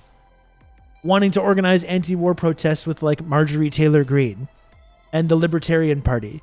The Libertarian Party that's just like socialism is bad and we need to put socialists in concentration camps. These are the people that Max Blumenthal and his fucking wife are telling people to form coalitions with. And she's doing speeches at this anti-war rally with all these fucking losers throwing trans people under the bus. What does that have to do with the anti-war movement? Or I guess are trans people not part of the anti-war coalition? I guess not, because they're making ties with all these reactionaries, organizing events with them, and then using their timing at the event, which is supposed to be about war and funding for Ukraine and imperialism, and shitting on trans people, using the time to do that. No, it's really great. That's a really great political vision. We support Ben and his continuously incredible background lighting. Look at those hues. It really is good, and I got to do better on that, honestly. I don't have good enough. I have this little light here behind me, but I think I need something more. I need something better. I need a little bit of a better setup here. Ben is just consistently putting me to shame. Anyways, that's what it's about. That's what the Max Blumenthal thing is. Max fired Ben because he actually has, or Ben quit, like whatever the truth of that is. Ben left the gray zone because he has actual principles. He has actually principles when it comes to, public health or the LGBTQ community. So he leaves gray zone, goes on his own, becomes way more successful than anything that they're doing. And then Max Blumenthal is like, I'm going to now try and turn this into a big smear and to try and convince people that he's some kind of, in whatever he's saying, but it's bullshit. And again, I fully back Ben Norton in that. Let's continue this clip.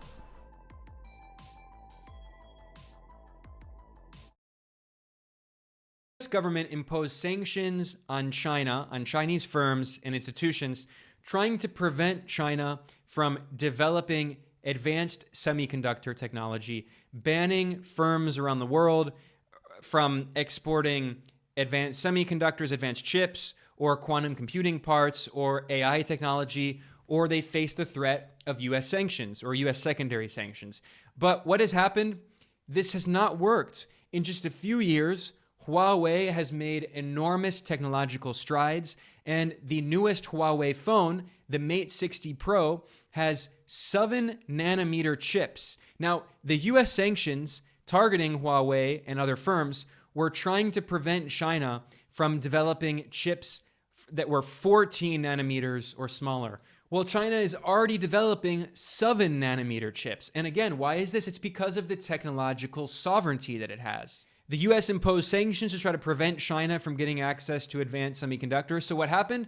Well, China has a state-owned semiconductor company, which is called SMIC, Semiconductor Manufacturing International Corporation. And what happened?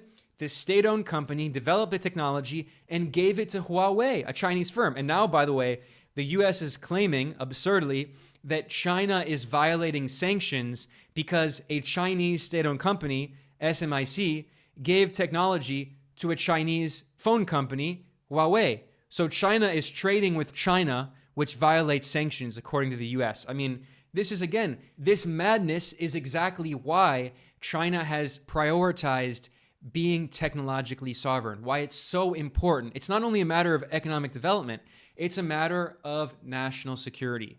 Now, a lot of Westerners will criticize the Chinese government for censoring social media.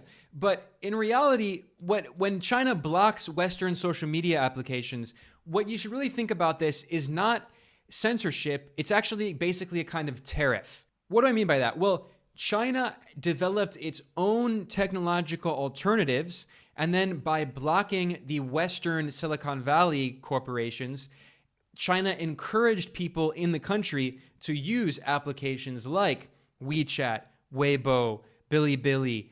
That doesn't mean that it's illegal to use Western social media, or when we say Western social media, we mean US social media platforms, because where are the European social media platforms? Europe is just as dependent on the US for these social media companies. So it's not illegal to use YouTube in China. Obviously, I mean, I'm using it right now. I mean, CGTN, the Chinese state media outlet, uses YouTube. It's not illegal in China to use Twitter. I mean, Chinese government officials use Twitter. So instead, it's blocked, but a lot of people use VPNs. It's very common in China. It's not illegal. It's not about censorship. It's about protectionism. So this is basically a form of economic protectionism, like a tariff. We need way more censorship. What is the idea behind a tariff? Look at the kind of shit you're seeing on the internet, and tell me we don't need way more censorship. We need to censor way more people than we're currently doing. Let me tell you.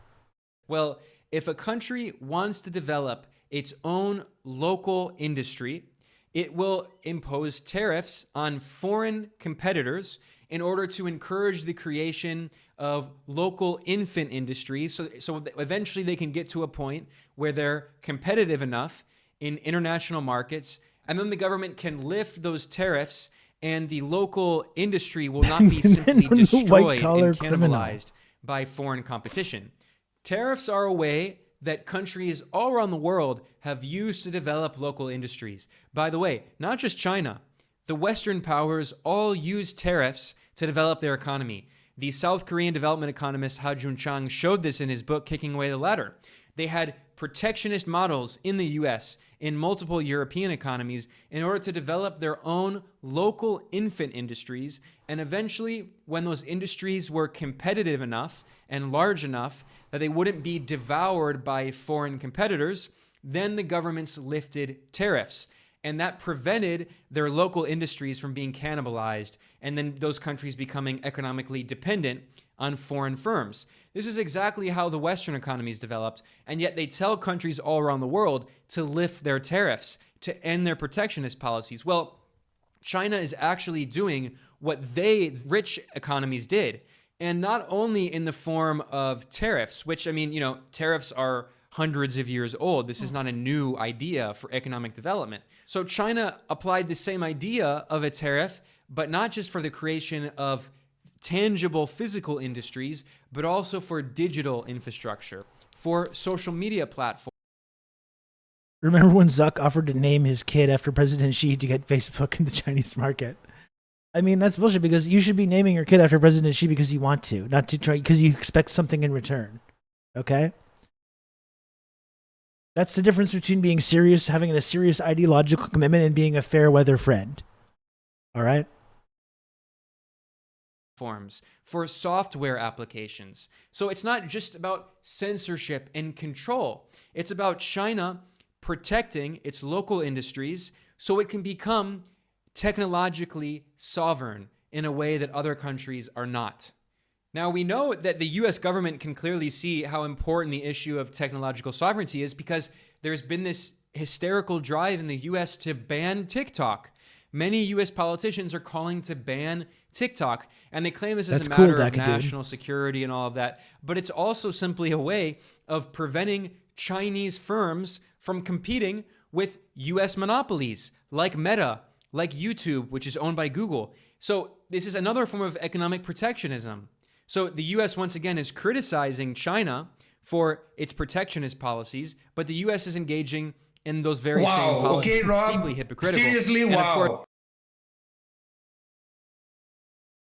What the fuck? Net locked. What the fuck? What the fuck was that? Good Lord. Net locked. I didn't even implement the alert that I was talking about. Nedlocked, thank you so much for the whopping, ludicrous 20 gifted subs. Good Lord. You're not staying long? Okay, well, Nedlocked, this is for you. Where is it? Not staying long? This is for you then. That's right. And you can take this to the bank, but I, Rob Rousseau, love getting DP'd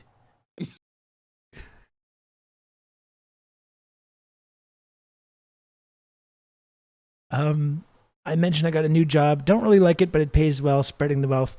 Netlocked, I appreciate it a lot. Seriously. I really, really do. I was just talking a few minutes ago about how I needed a 20 gift sub alert just in case the odd chance that someone might eventually do that, which has now not been implemented, but we'll do it it's a doing it live kind of thing. Eventually I will set that up so if anyone ever wants to do the same thing, it'll play automatically. But Nedlock, seriously, thank you so much. That is very, very kind of you. We still got the VJ alert, which is always very enjoyable as well. Of course, the U.S. Commerce Secretary, Gina Raimondo, said publicly that Washington's goal is to prevent China from developing and innovating technologically. That is an actual quote from a top U.S. government official. We don't want China to innovate more than we do. So they don't want competition. So ironically, the U.S. sanctions on China, which are increasingly aggressive, targeting many different companies in China and different sectors of the economy, different industries, they ironically have the impact of basically functioning as tariffs.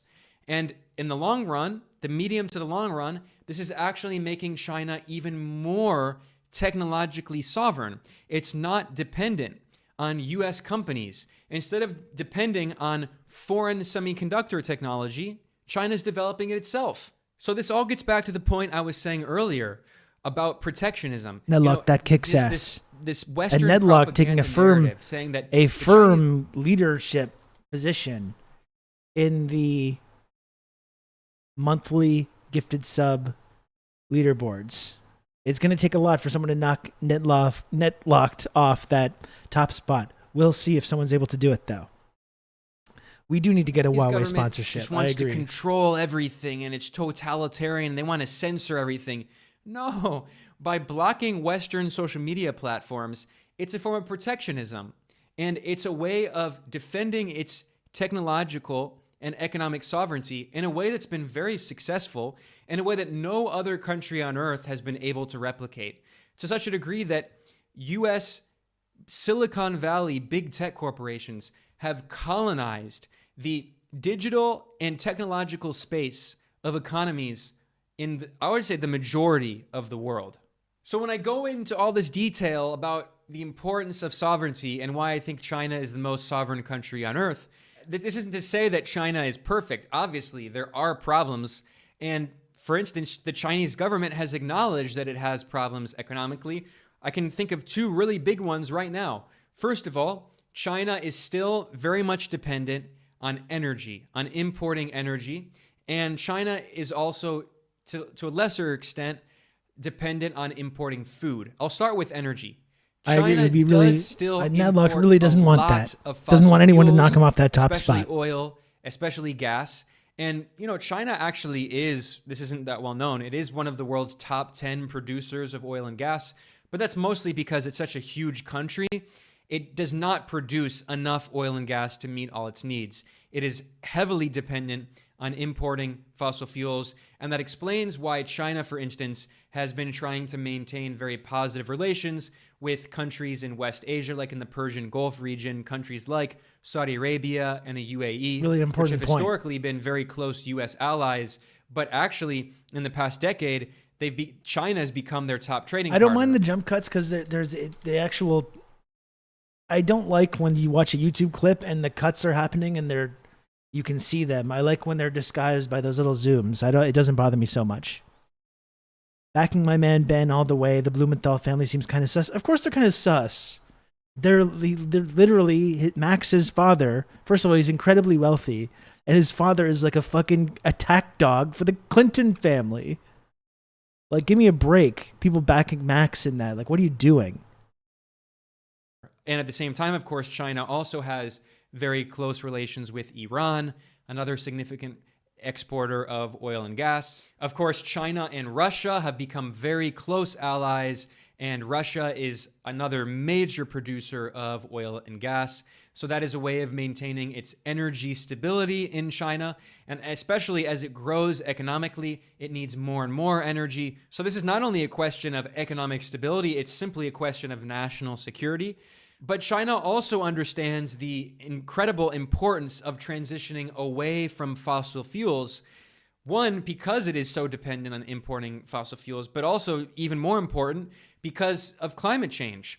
China takes the threat of climate change very seriously, much more seriously than many Western politicians, especially in the US, where there are still so many US politicians who are climate science deniers. I mean, they have their heads in the sand like an ostrich. It's completely catastrophic, considering that the US historically and still today is the largest per capita emitter of carbon and is destroying the planet.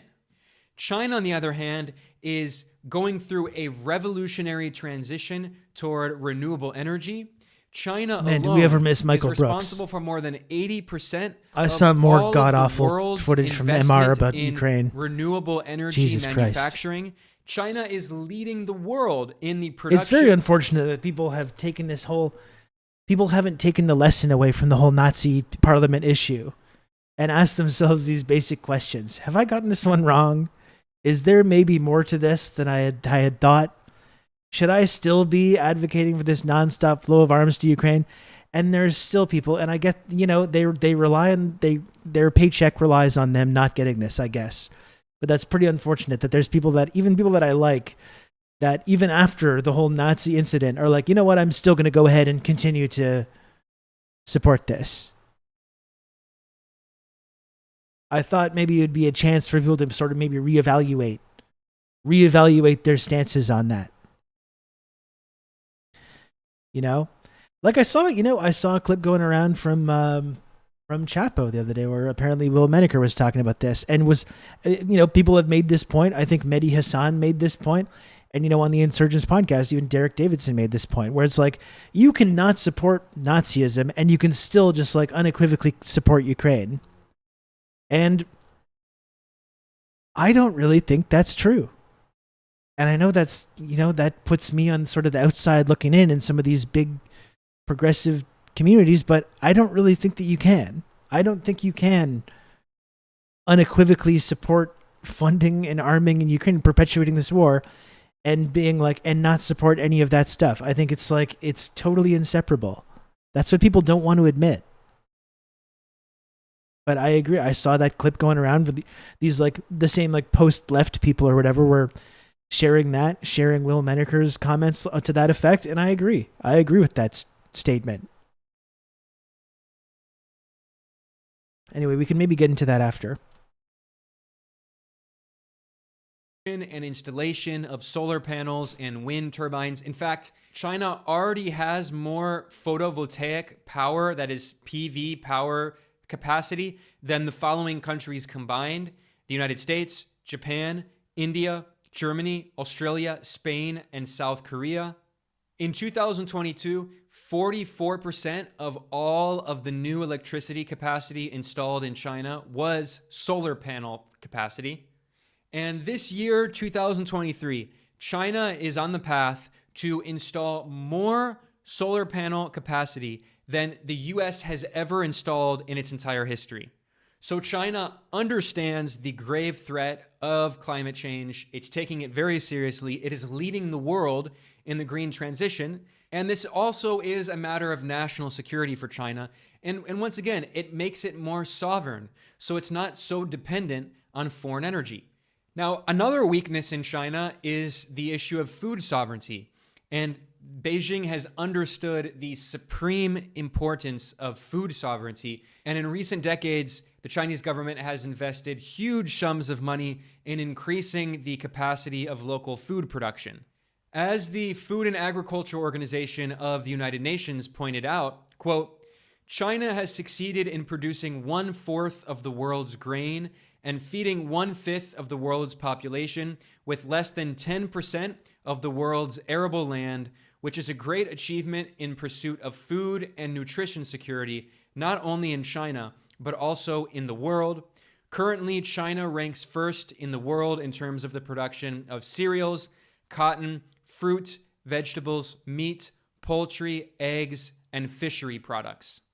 However, that said, China is still the world's largest food importer. I mean, again, it's feeding 1.4 billion people.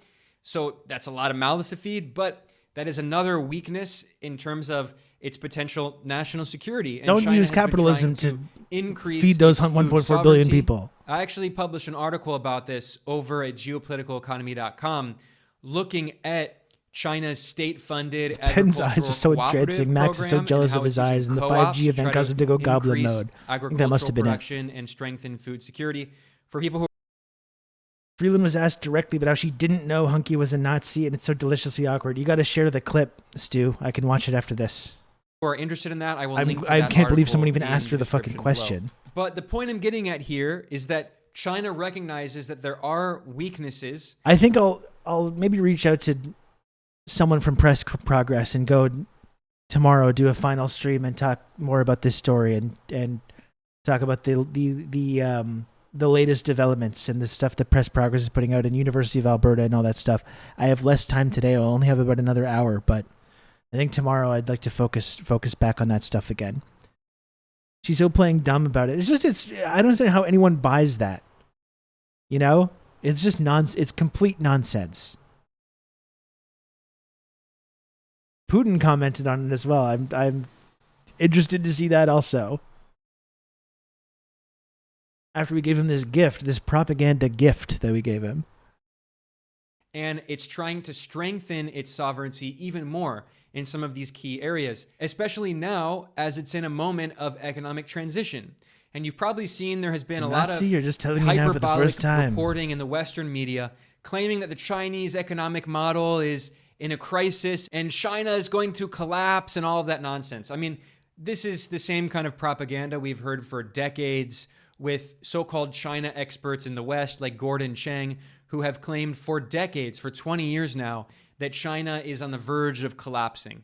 Obviously, that's not true. It's ridiculous, but there are some problems in China, and economists in China are working on solving these issues. Like, for instance, there is a growing problem of debt, indebtedness, especially for local governments. Although I should point out that this is debt that, one, is owed largely to state-owned banks in China. It's not like the banks in the United States. America's probably closer to collapse. This is what we've been talking about lately, though. It's like America, you have an unmanaged decline. And what we're seeing in China, especially, is like a managed implosion of like their real estate market and decommodifying this market, or trying to. Right? So it's having these economic consequences, but like it's managed. That's the difference. They're trying to manage this decline or manage the implosion of these like markets because they want to ensure that it's delivering an actually public good rather than big profits to like real estate investors. That's the big difference, though. In America, the American decline is totally unmanaged. And in fact, they're not even acknowledging that the decline is happening.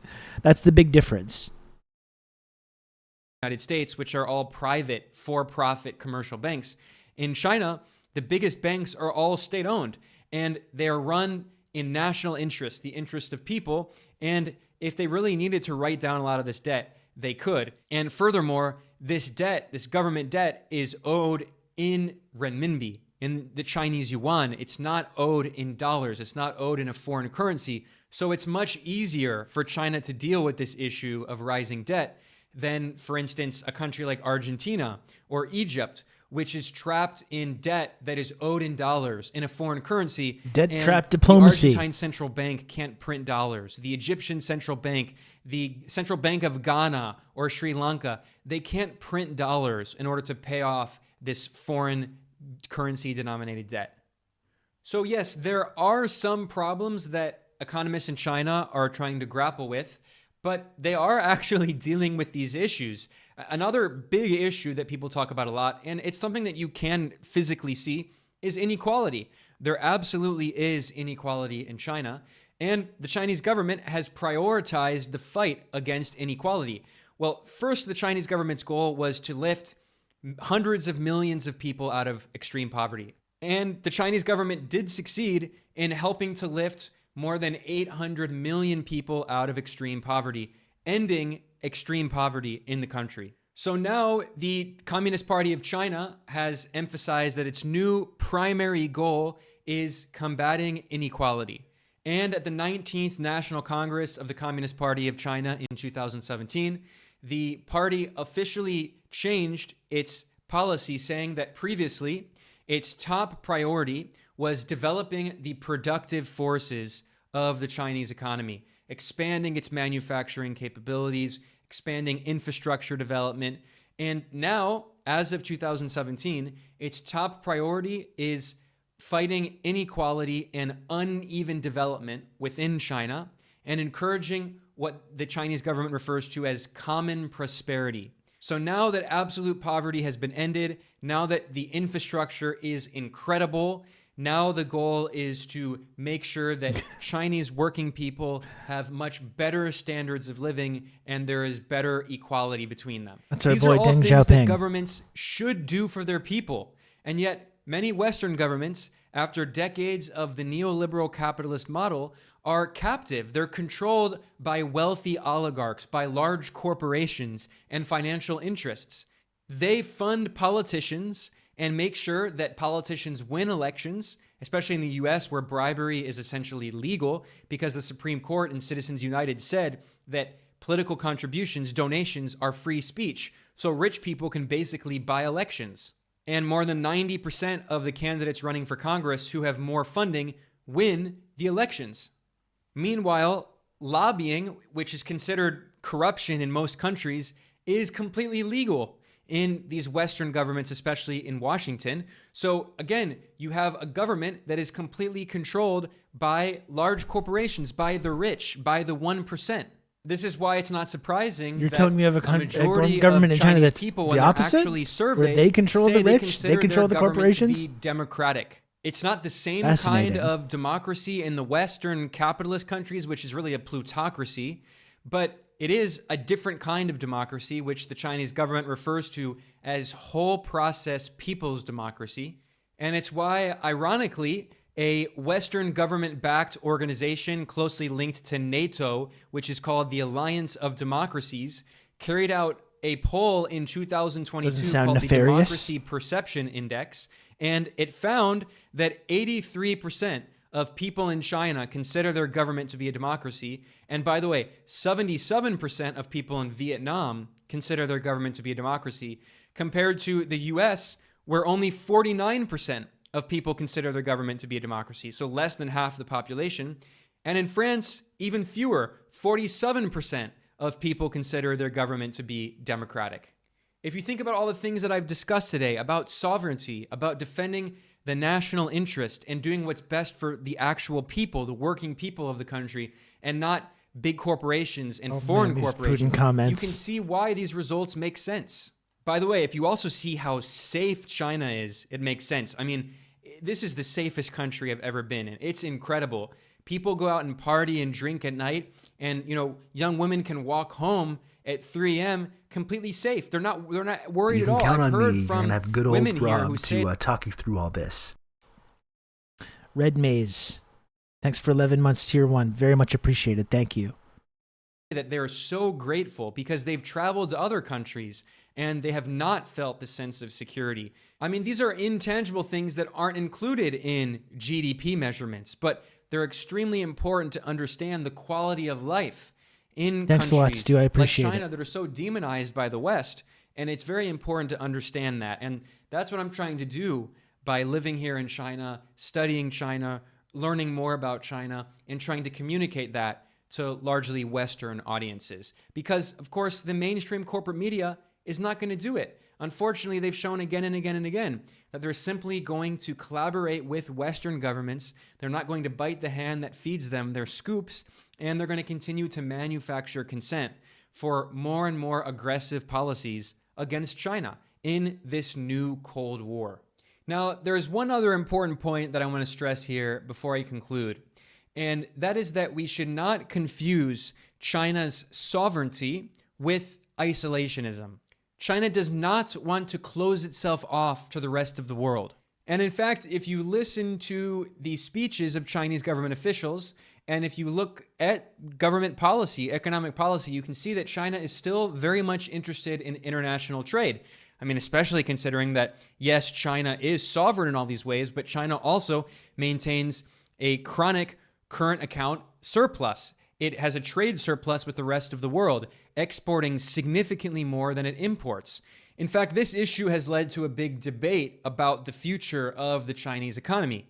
There are economists they want a new world who order, say and I that want them China to have should it. And I agree. stop emphasizing the importance of exports and transition its model more toward internal consumption, increasing local demand, and have more of a service sector-based economy.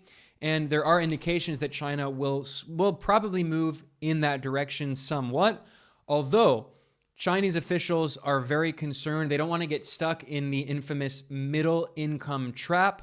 They don't want to repeat the mistakes of Japan and get trapped in decades of economic stagnation. They still want to make sure that production is the basis of their economy. They don't want to financialize like the Western neoliberal economies. They don't want to deindustrialize and repeat those same problems. So this is why Chinese officials have been hesitant about adopting the advice of economists who say that instead it should prioritize boosting local demand, local consumption. It's in a complicated situation because by keeping the yuan undervalued, it makes Chinese exports much more competitive. But at the same time, it reduces local demand. So if it wants to have a more consumer-oriented economy, it will likely have to increase the value of the yuan, which could potentially lead to more and more imports, which could reduce China's trade surplus with the rest of the world. And by the way, I really do appreciate that. So Ben is getting a PhD in economics, development economics there. And I really, considering how much we talk about China and talk about these issues, I think it's really going to be valuable to have Ben's ongoing perspective on this stuff. Because he's not just going to say everything China does is good, everything's going great, everything's perfect, and everything about the West is bad. Like, that's not his analysis.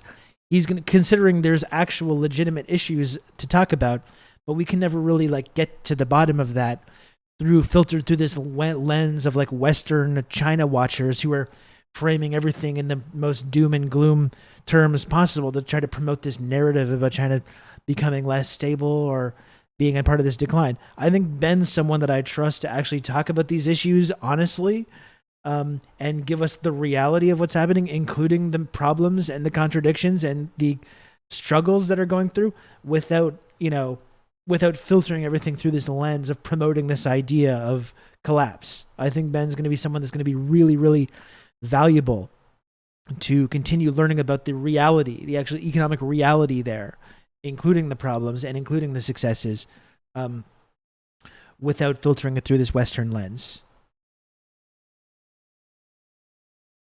Yeah, or let's just listen to Paul Krugman and Gordon Chang about this stuff. I mean, that's it. That's exactly why I think Ben's going to be really valuable to. This work is going to be really important to promote to Western audiences, But then exports would become less competitive because its currency would become more and more valued. So China doesn't want to destroy its industrial sector, its production. This issue has led to a big debate about the future of the Chinese economy. There are a lot of economists who argue that the Chinese renminbi, the currency, the yuan is the unit of account, the renminbi is the official name, that it's very undervalued. And I think actually it's true. The currency is very much undervalued because things are very cheap here in China if you have access to a foreign currency like dollars, for instance. And a lot of that is because so much is produced domestically. Food is very cheap. Even technological products are very cheap because the sicko and me can't wait to work myself into a shoot over the Freeland shit. We'll do that. We're going to do that tomorrow. That's what we're going to get into tomorrow. I'll maybe even see if Duncan wants to come and talk to us because he sent me the press progress story on this today. And he knows this history and I've talked to him about it before. Be a great person to talk about that with. So we'll see. But we'll all work ourselves into a shoot tomorrow talking about this. Believe you me. You don't have to pay extra for the cost of transportation for imports because it's all produced in the country. This means that basically everything in China is extremely cheap except for imported goods and real estate. Real estate is still very expensive. But by the way, that's why the government has burst the bubble, the real estate bubble.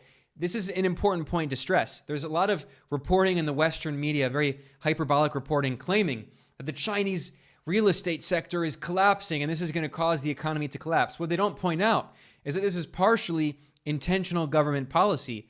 Beijing made the intentional decision not to bail out I've got to get Ben on the real show estate again too. giants like Evergrande, which probably would have been bailed out in, the Western neoliberal countries. Instead, President Xi said, housing is for living in. It's not for speculation. Around I would love to have a leader say something like that. People in China own the houses that they live in. What do we have in the West? Housing, the housing crisis. No one can afford a home. Let's give tax cuts to the landlords. Let's turn everyone into a landlord. Let's treat the developers that run our whole society even nicer. Let's give them tax cuts. Like, that's all we can do. We're not talking about definancializing this entire sector, decommodifying it. Of course, that's not an option. They're like, we're landlords. We want you to be. Everyone should be a landlord. Everyone. If you have a room in your house, you become a landlord by inviting someone to be your roommate, and then they can put a cot in their room, and then they can be a landlord. And then that person in the cot can have another person come in and sleep in the cot with them and share it with them, and they can be. It's like that's our housing policy. That's our housing policy. I would love to have a leader saying, like, houses are for living in. They're not to profit from. They're not for a market. They're not a commodity. I would love to have a leader that would say something like that.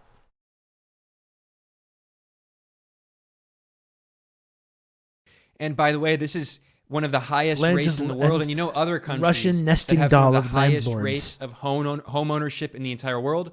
Vietnam, Cuba, Laos, other countries that have socialist governments, they have encouraged a policy in which almost everyone owns the houses that they live in.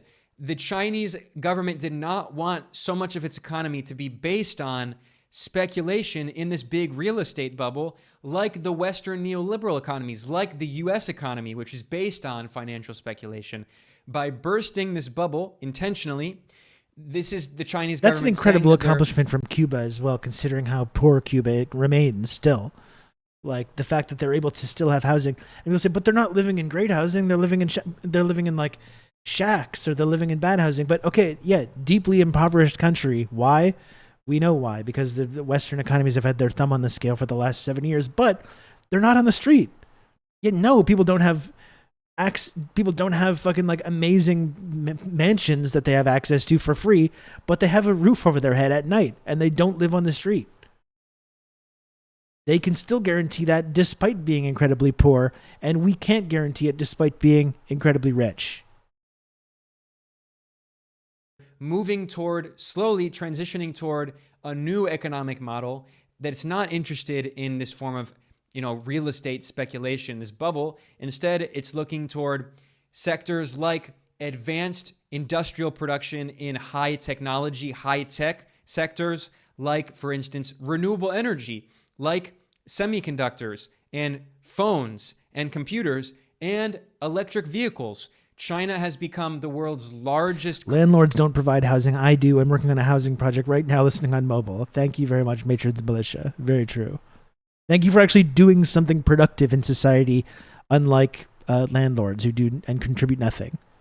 Car manufacturer, exporting more cars even than Japan and Germany, which had been the world's, car superpowers. China is becoming a new high-tech superpower. It's no longer producing the very low value-added technological products that China was known for many decades. I mean, when I was growing up, in the 1990s, there were all these stereotypes about China and these products being made in China, which meant, they were bad quality products. They were very, cheap little toys and stuff. I mean, today, China is at the cutting edge of technological production. And that Chinese takes generations to very build, clearly, too. that is the future of its economy. But with all of that said, this leads me back to the issue of trade. I want to stress that China is not interested in isolationism. It's not trying to block itself off from the rest of the world. China still very much is interested in international trade. But I think this gets back to a fundamental flaw in the way that many economists around the world think about international trade. And this goes back to the idea of comparative advantage, which was developed by the political economist David Ricardo back in the early 19th century. If you take a macroeconomics 101 class, you will learn about comparative advantage. And, there is an element of truth in it, of course. And it essentially says that countries... A report released today found that homelessness in Vancouver increased 30% in only 3 years. Yeah, that's definitely a sustainable system. Don't worry, though. In Vancouver, you've got a nice NDP, Social Democrat government that I'm sure are going to get right on top of that and promote policies that are going to solve that problem any day now. They're going to get on that any day now. So just continue to hold out, and the NDP is going to come to the rescue. As soon as the NDP gets voted in, then they're going to be able to do good things. Well, sorry. I'm hearing from my producer that the NDP is already the government in BC and have been for some time. Okay. Excuse me.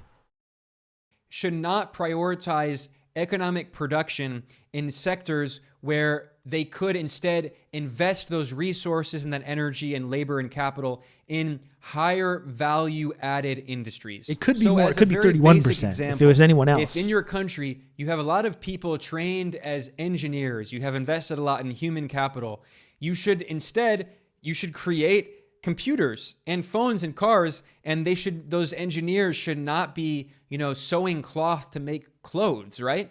The classical example that David Ricardo used back in the early 19th century was with England and Portugal. This is what it comes down to. Here's the fundamental contradiction in our economy, right? You say, besides being immoral, Michael Hudson makes the point that inflated housing prices are also a drag on the real economy and reduce U.S. competitiveness. Same with the broken for-profit healthcare system. None of that matters, though. When people's entire incomes are tied up in housing and in the U.S. healthcare as well, and these things that should just be public goods and not commodities, lo and behold, they don't have the fucking money to go around and buy stuff and go to restaurants and buy things that are produced in factories and go to restaurants and stimulate the local economy or do whatever, or college and education, other things that should be free.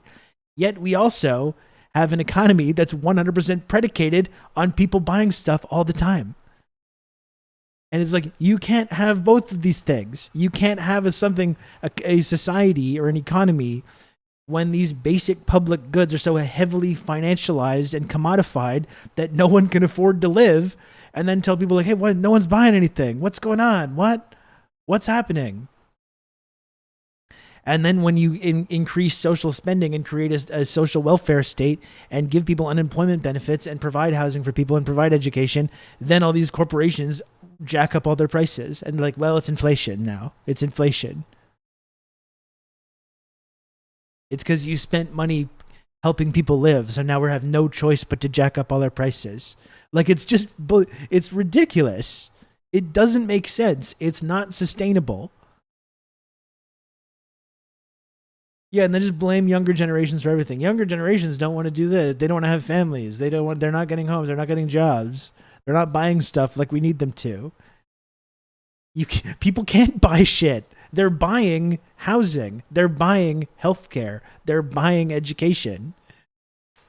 They're not able to spend money and going out and doing things and stimulating the local economy and going to your precious small businesses.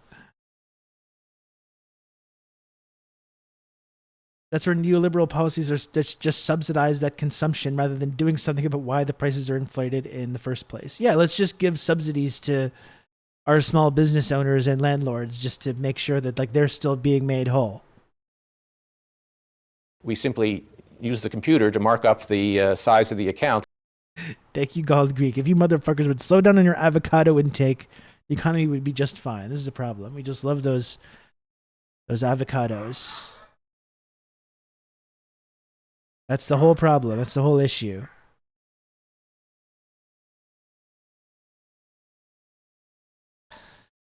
China's still good. That's right. It still is. But yeah, that's the fundamental contradiction, though. Why is no one buying stuff? That's Commander barking. That's right. Yeah, he's found me. I'm not a Secret Service agent, though, so I'm okay. Why is no one buying stuff? It's just a total mystery. It's a total mystery. I guess we better give more tax cuts to the capitalist class and the landowners and small business owners. That's the only thing we can ever do. With the production of cloth and wine. And the argument was that Portugal I really do be loving those had avocados. They're an tremendous. absolute advantage in producing both wine and cloth. That is to say, it could produce more wine and cloth than England, but it would be in Portugal's comparative advantage to instead produce wine, and England should instead produce cloth because England had a comparative advantage in producing cloth. And David Ricardo, being a classical political economist, he saw all value as coming from labor. And of course, the neoclassical economists who came, several decades later would turn this all on its head. Instead, they said that value comes from essentially pleasure, from utility, which is much harder to measure, right? But David Ricardo is measuring things in terms of the amount of hours of labor that are needed in order to produce these products. And he said that, it makes sense if Portugal and England trade, they will become wealthier and more prosperous if Portugal instead produces according to its comparative advantage and produces wine, and England produces according to its comparative advantage and produces cloth, and then they trade with each other. Now, this argument is true, and of course, comparative advantage can be very important. However, there are several major problems with David Ricardo's conception of comparative advantage. First of all, it assumes that capital cannot move and labor cannot move between these countries. And we can see in the era of outsourcing in particular, and with new technologies, capital is very easy to move. In fact, capital moves more easily than human beings in many cases. But even it's also easier for human beings to move with new technologies, despite, restrictions on immigration and all of that. Another problem with this idea, which is a problem with many of these thought experiments in economics, is which they assume. This is some guy, Rob Russo, some leftist based in Canada. I was turned on to this sick individual, and I found this. Hello, Majority Report. Thank you for the raid. I'm pulling in some big raids today over here. Wow. Thank you so much to the Majority Report. I appreciate it. I hope the Majority Report stream was good today. We're talking about China right now and how it's good.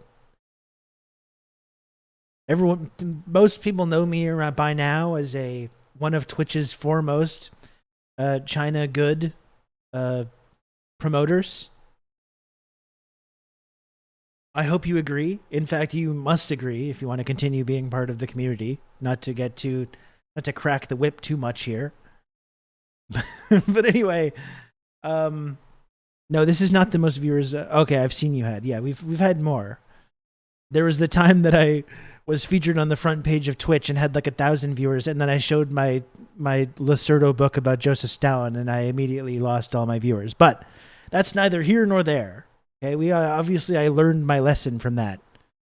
Why does Matt Leck always raid into this Red Fash tanky? I don't know. Maybe he has some Red Fash tanky sympathies himself. I'm not sure. But thank you again. I'm glad the Raiders could join us. Please smash the follow button if I haven't alienated you already. If you're intrigued by any of this, please smash the follow button. Please support the community if you can. If you've got a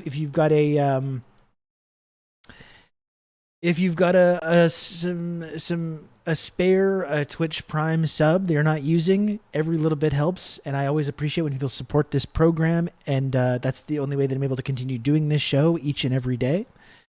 So thank you again for the raid. Thanks for joining us. We're just watching the rest of this video from Ben Norton, who just moved to China, talking about China, its sovereignty. This is his whole segment on comparative advantage, this kind of economic idea. Anyway, thanks again, folks. The reality is that we have, a world with these big corporate monopolies and oligopolies, like Monsanto and big tech corporations and all of that on Silicon Valley. So, there very much is not perfect competition. And many of these firms are interested in destroying any competition they have around the world. You can see this with the way, that Uber I'm sorry, Emperor's used New the Clothes. low That's interest just what I'm rates into. in the US and very cheap loans. And basically, Uber never really made any money, but it became a monopoly by eating up all of the market share. I'm just going to go plug in my phone. 1 sec. Taxis that were cheaper than all of the local taxis. So they put all of the local taxis out of business. And then when Uber established a monopoly, it hiked up prices. So that's the profit model of many of these companies. They rely on low interest rates, quantitative easing, this big bubble, all this liquidity, and they get really cheap loans. They're not profitable. This is what Amazon did as well. They destroy all of their competition, and then when they're the monopoly power, they establish monopoly rent, and it's all about rent extraction once again. So the actual political economy of the world today is completely different from what David Ricardo was talking about in the early 19th century. Furthermore, this idea of comparative advantage, this model assumes that the different states are completely sovereign and that they can have actually fair trade agreements between them, whereas, we have colonialism and neocolonialism and imperialism, and frequently what we see is that the wealthy countries with big economies impose unfair trade agreements on poor countries and developing countries. So even the whole idea of comparative advantage is not really that relevant, because we're not talking about rational, perfectly competitive economies. We're talking about unequal trade agreements imposed by these monopolized and oligopolized industries. Then there's the critique that comes from the Indian economists Prabhat Patnaik and Utsa Patnaik, who pointed out that even this classical example of Portugal producing wine and cloth and England producing wine and cloth, it assumes that England can produce wine, or that these countries can produce the same commodities that are produced in the global south. As the Patnaiks have pointed out, if you go to the tropical climates, there are often harvests 2 or 3 times a year, whereas in the temperate climates in Europe, there are harvests only 1 time a year. So they simply cannot produce things like, how are you going to grow bananas in England? Good luck growing mangoes in England. So even this whole idea is, of course, it breaks down as well, and their analysis is much deeper. Their analysis is about how imperialism is about depressing the wages of workers in the global south that produce these commodities. And that's a point I'm going to come back to in a second, because that's fundamentally getting at my significant critique, my main critique of the Ricardian idea of comparative advantage. But there's another significant critique, which is the idea of national security. Now, of course, if you're talking about things like wine and cloth, okay, it's not that important. You don't need wine to survive. If a country blocks you from importing their wine, okay, whatever. Some winos might be angry, but your economy is still going to be fine. But if we're talking about comparative advantage with things like the production of food, with things like the production of energy, with things like the production of certain electronics like semiconductors that you need to power your economy, then it's not simply a matter of comparative advantage and what makes you more prosperous and wealthier. I mean, another clear example is that according to classical comparative advantage theory, it does not make sense for the US to be one of the world's largest agricultural exporters. It would be in the US comparative advantage to focus on other industries. To be honest, China just looks out for the people's interests more than the US does. I mean, that's fundamentally what it comes down to, right? That's fundamentally what it comes down to. You've got a state, even a scary, authoritarian one-party state, that's actually interested in delivering results for the 1.4 billion people that live there. Versus in Canada or the United States, you've got this like a fake liberal democracy with a bunch of parties that are ultimately all working together to keep greasing the wheels for the ownership class of the country and throwing everyone else into the meat grinding machine to churn out profits for them. I mean, that's ultimately what it comes down to. It's 2 fundamentally different ways of like organizing your society or your economy. You can actually hold up their end of the social contract. I know it's crazy to think about in our peasant mentality, serf mindset that we have here in Canada or the United States, where we don't think we deserve anything and we just want our lords and our betters to have great lives, and we will accept the scraps that are being thrown at us, you know. But yeah, that's the big difference though.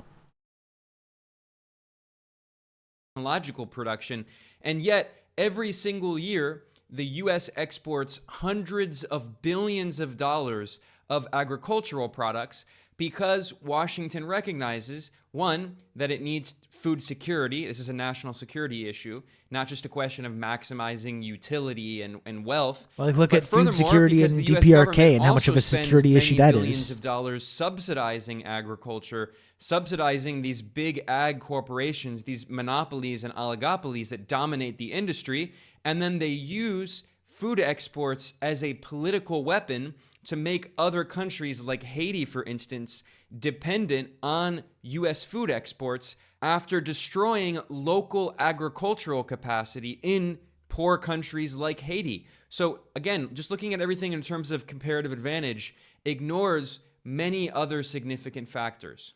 If you're Venezuela, for instance, it was in your comparative advantage to simply produce oil and export that oil to the United States and then import food and technology from the United States. That's what Venezuela did for 100 years. But what happened? The people of Venezuela elected a socialist who nationalized the oil reserves and used that oil wealth to benefit the people of Venezuela. And the U.S. didn't like that government, and U.S. corporations like ExxonMobil wanted to get access to Venezuela. They had been kicked out of Venezuela. Their investments had been nationalized by the Venezuelan government. So what happened? The U.S. imposed sanctions on Venezuela and a blockade on Venezuela and prevented Venezuela from being able to export its oil, which starved the government of revenue. The government lost 99% of its revenue. It couldn't export its oil. It couldn't invest in further oil production. It couldn't even keep up oil production at a constant level because it couldn't import the technological products it needed, the capital goods that it needed to maintain its oil production. So you saw economic crisis. So it was in Venezuela's comparative advantage to simply become dependent on importing food and technology. So this is the other fundamental problem with comparative advantage. It doesn't consider the issue of dependency. It traps countries in cycles of dependency. It says it's in the comparative advantage of the United States to export jet engines and weapons and missiles and TVs and computers. Actually, those aren't even produced in the US anymore. But the idea is, okay, well, it's in the US comparative advantage to export these high value Well, no, you can't nationalize oil unless you're a royal family. And it's in the comparative advantage of Honduras to keep exporting t-shirts and basic low value added textile products to the US. Anon, thank you for the 1170. Very kind of you, Anon. Unionize, organize, educate. Fight for your right to party. Anon, thank you. And this is an interesting comment too. The oil industry is going full steam against the green initiative in the US and Canada. And that is true. And I think one thing that I've been looking at a lot that's really interesting is how tied up the oil industry is in promoting certain aspects of that green agenda. You see like Exxon and Shell and all these companies being like, we support these green initiatives and we look forward to contributing to this net zero carbon emissions thing. And like we've looked into this. You've just become an elite member of the Friendship Triangle. Red Maze, thank you. Thank you for the 5 gifted subs. That's very, very kind of you. Red Maze. Very, very cool. You see these oil companies that were involved in promoting aspects of this green agenda, such as the carbon tax. They have full steam, yeah. They have promoted the carbon tax because they know it's unpopular. And they can be like, oh yeah, we support this. We support these agendas. Look how progressive we are and forward-thinking they are.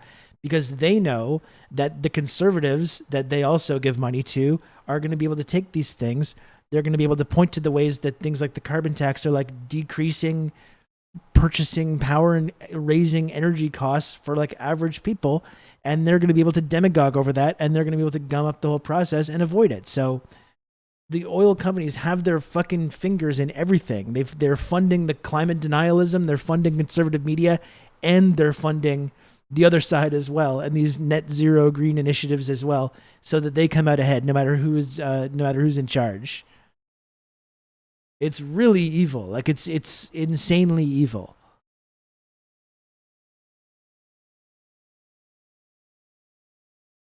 Is it maize? Is that how to say that? I don't want to sound like a goof.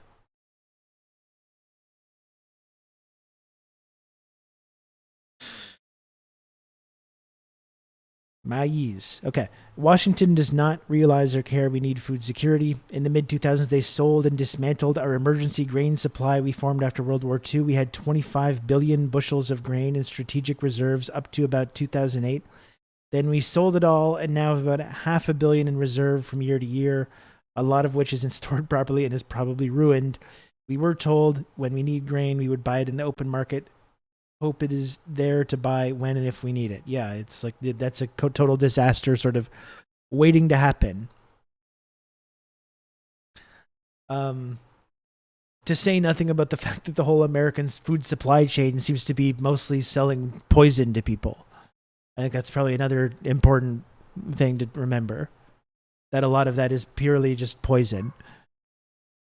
That's why, and that's one of the reasons that people's like the health issues that people are experiencing are just like exponentially increasing, to say nothing of obesity and these kinds of related issues. Yeah, it's just full of microplastics. We're no more grain, and we're just going to eat plastic now. That's what we decided as a society about 20 years ago. It's that bootstrap, lean economic model where everything's organized within the thinnest of margins so we can maximum profit now.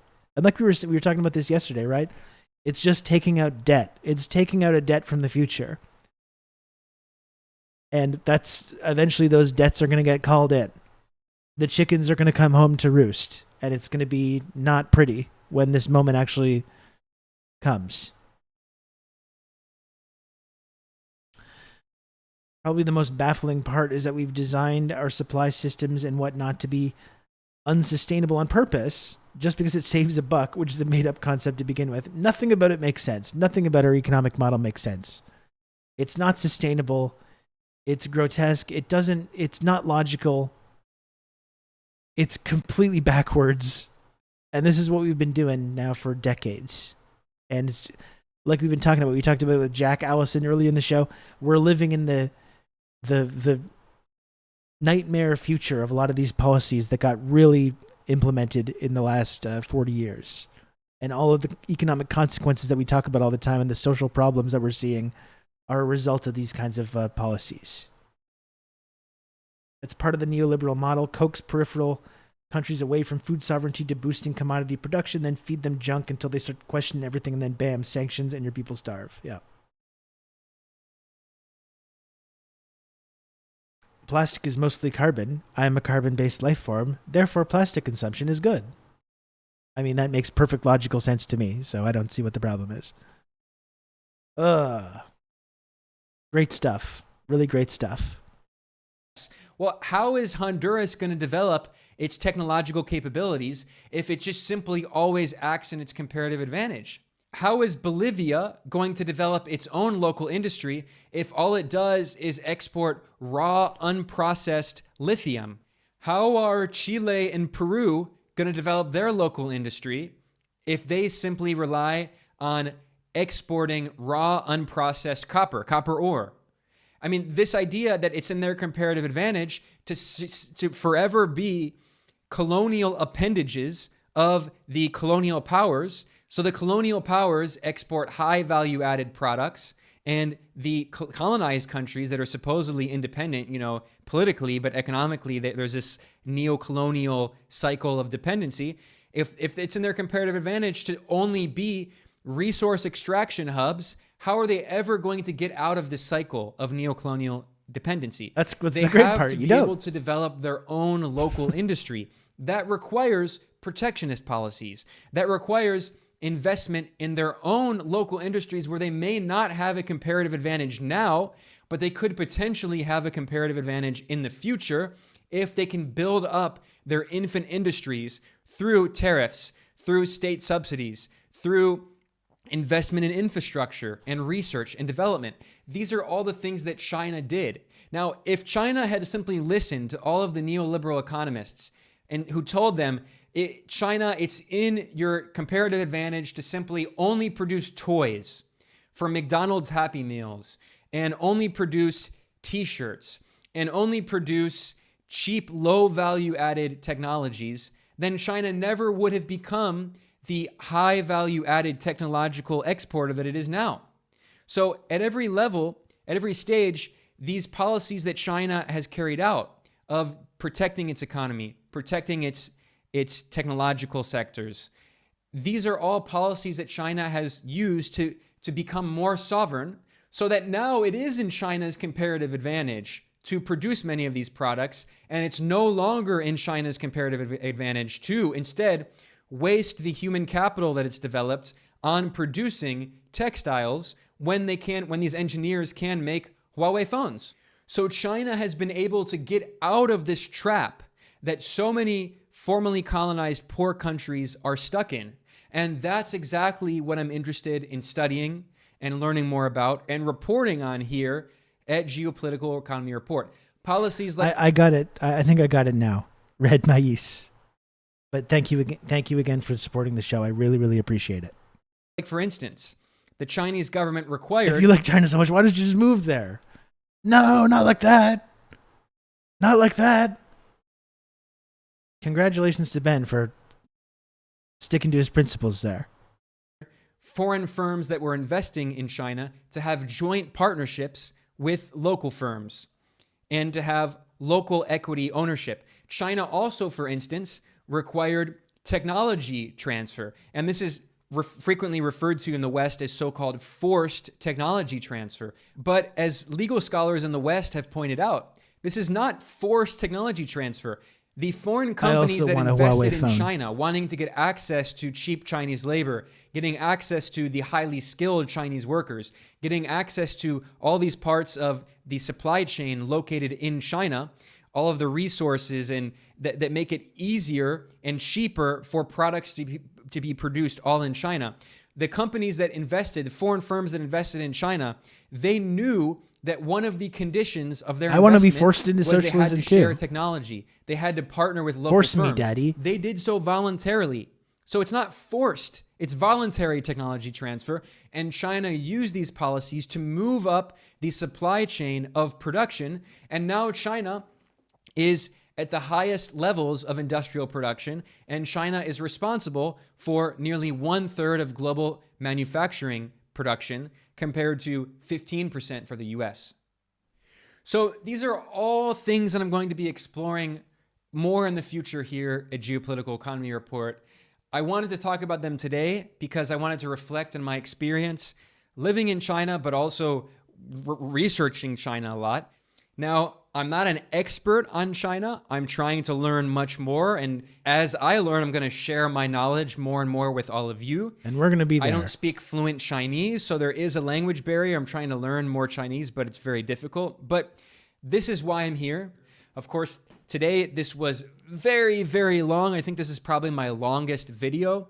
But I wanted to reflect on the things that I've been thinking about a lot here as I've been living in China. I'm going to be thinking about them a lot more, researching them a lot more, doing more and reporting on them in the future. Why do I think this is also important? Well, I think there's so much that we can learn from China and its unique economic model. Now, of course, there are a lot of differences, of course, that cannot be applied in other countries. Like, for instance, the fact that China has 1.4 billion people, it is such a massive country that gives it some advantages that other countries can't have. But equally, I should point out, it also gives China some disadvantages. So the point is that I think there are a lot of lessons that we can take from learning about China, lessons especially for a lot of developing countries in the global south, but even lessons for the rich industrialized countries in the West. So I am going to wrap up here. I want to thank everyone. Man, if you join me to the end here, you really are a trooper. I want to thank you for listening the entire way through. And I want to remind everyone, we're big Ben supporters over here. Subscribe on whatever platform you're watching or listening on. If you're on here, I'll link the video in the chat. Again, I really appreciate the work that Ben has done often, but I think it's going to be really, really valuable over the next few months and years. We talk about China a lot, and having a man on the inside, friend of the show, Ben Norton, and I am going to work to bring him back on this program as well. Ben came on the show last year, and it was really fantastic. We'll definitely have Ben come on the show for like a specific conversation about this stuff, but he's going to stalk Ben on a high-speed train in Beijing for his next gotcha video. How did he think that was going to be received? That was really amazing. That was really fucking amazing. As you can see, I'm the stable one here as I follow and harass this person on a public bus in Nicaragua.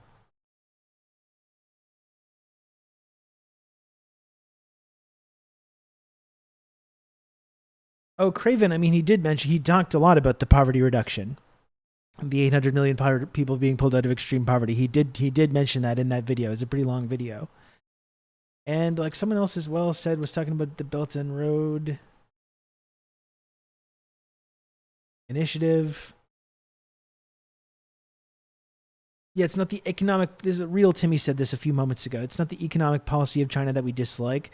Although I think there's one thing that our leaders don't like. It's that its economy is growing to rival the size of the U.S. economy, and they are becoming more sovereign. I mean, the U.S. doesn't like that, but that's one thing. I think they can tolerate that. But the Belt and Road Initiative, you're right. I think as they offer this alternative path to development for nations around the world, in the developing world, throughout Africa, throughout Latin America, Central and South America, like that's really what a lot of this is about. This kind of anti-China rhetoric that we hear so much of.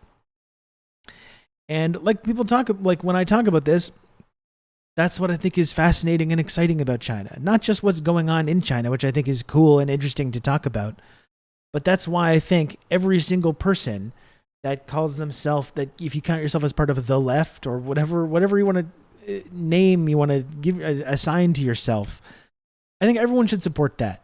That's one thing that's happening in our global economy that is completely new. It's completely new in our lifetimes.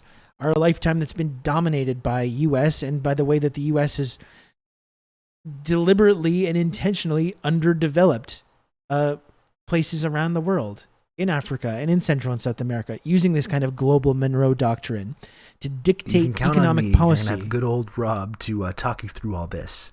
Leftist zombie activated.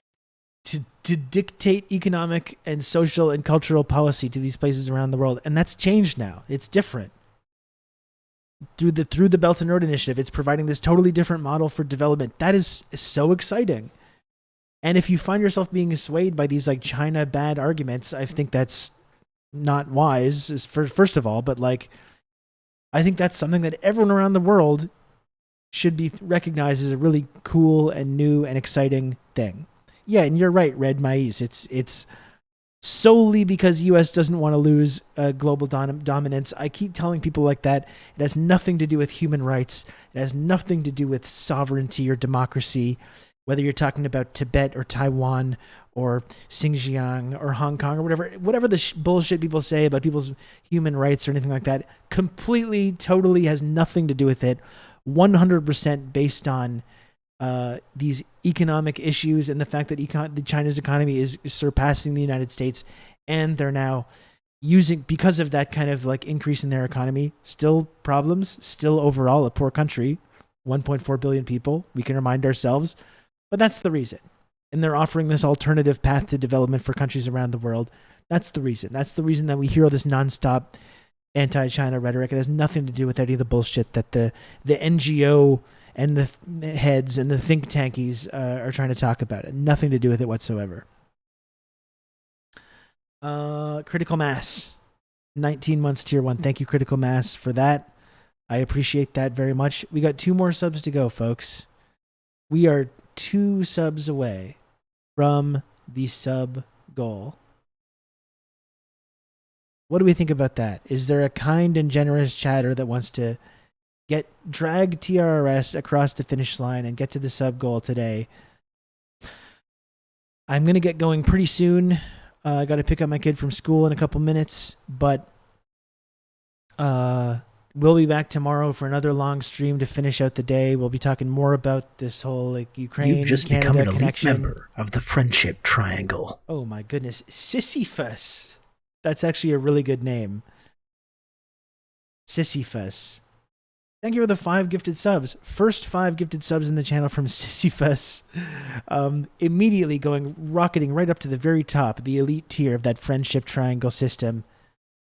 People say, how do I get to the top? I'm new in the community. It must be really difficult to become an elite member of the friendship triangle system. Twitch is only 2-dimensional triangle-shaped friendship access and trickle-down cloud tiered reward system.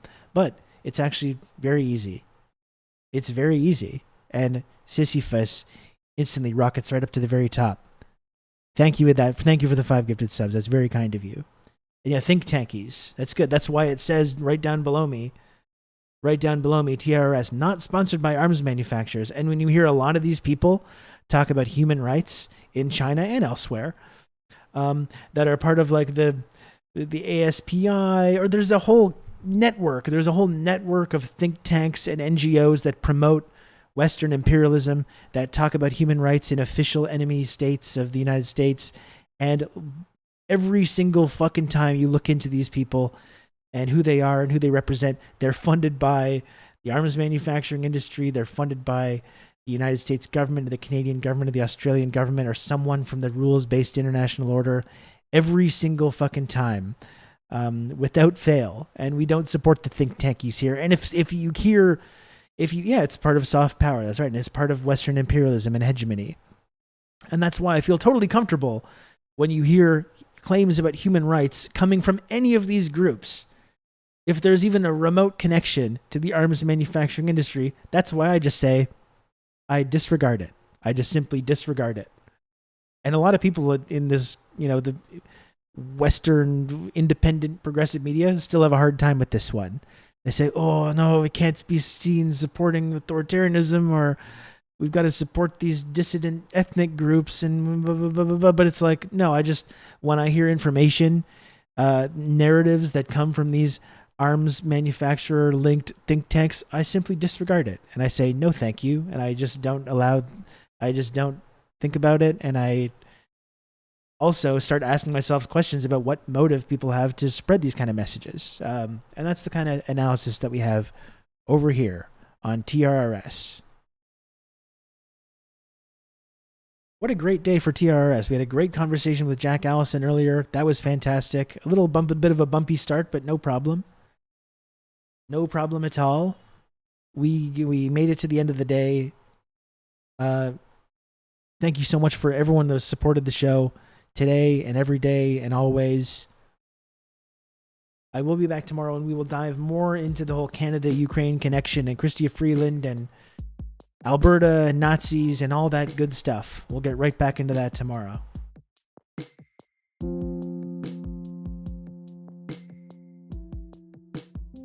If it's real, I wait to hear it from someone who doesn't get paid by Raytheon. The thing is, there's a chain though, because then sometimes people start repeating the claims, and they're not being paid by Raytheon, but they're promoting ideas and claims and a narrative that is being promoted by people that are being paid by Raytheon. And you got to watch out for that as well.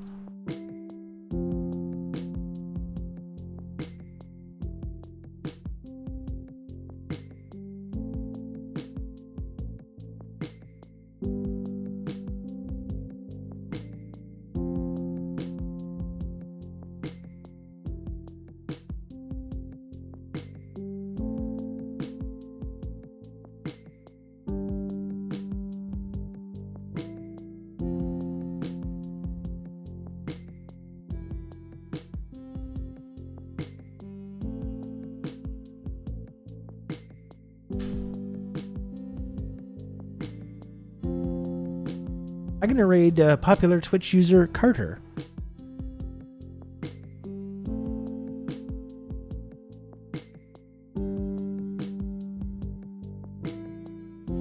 Is that not good? Okay. It is good. I like Carter. He came on the Insurgents podcast. He's a good kid. Okay? I think he's a good kid. We'll see how it goes. But thanks again, everyone. Thanks for the support.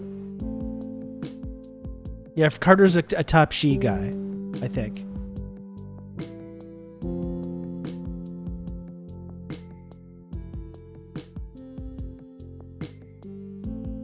And thanks again for the Majority Report raid and all the great big raids we had today. I really hope Majority Report starts doing better coverage of Ukraine though, and stops stops promoting the endless flow of arms into Ukraine, and stops promoting NATO, and stops promoting Western proxy wars. I wish they would stop doing that.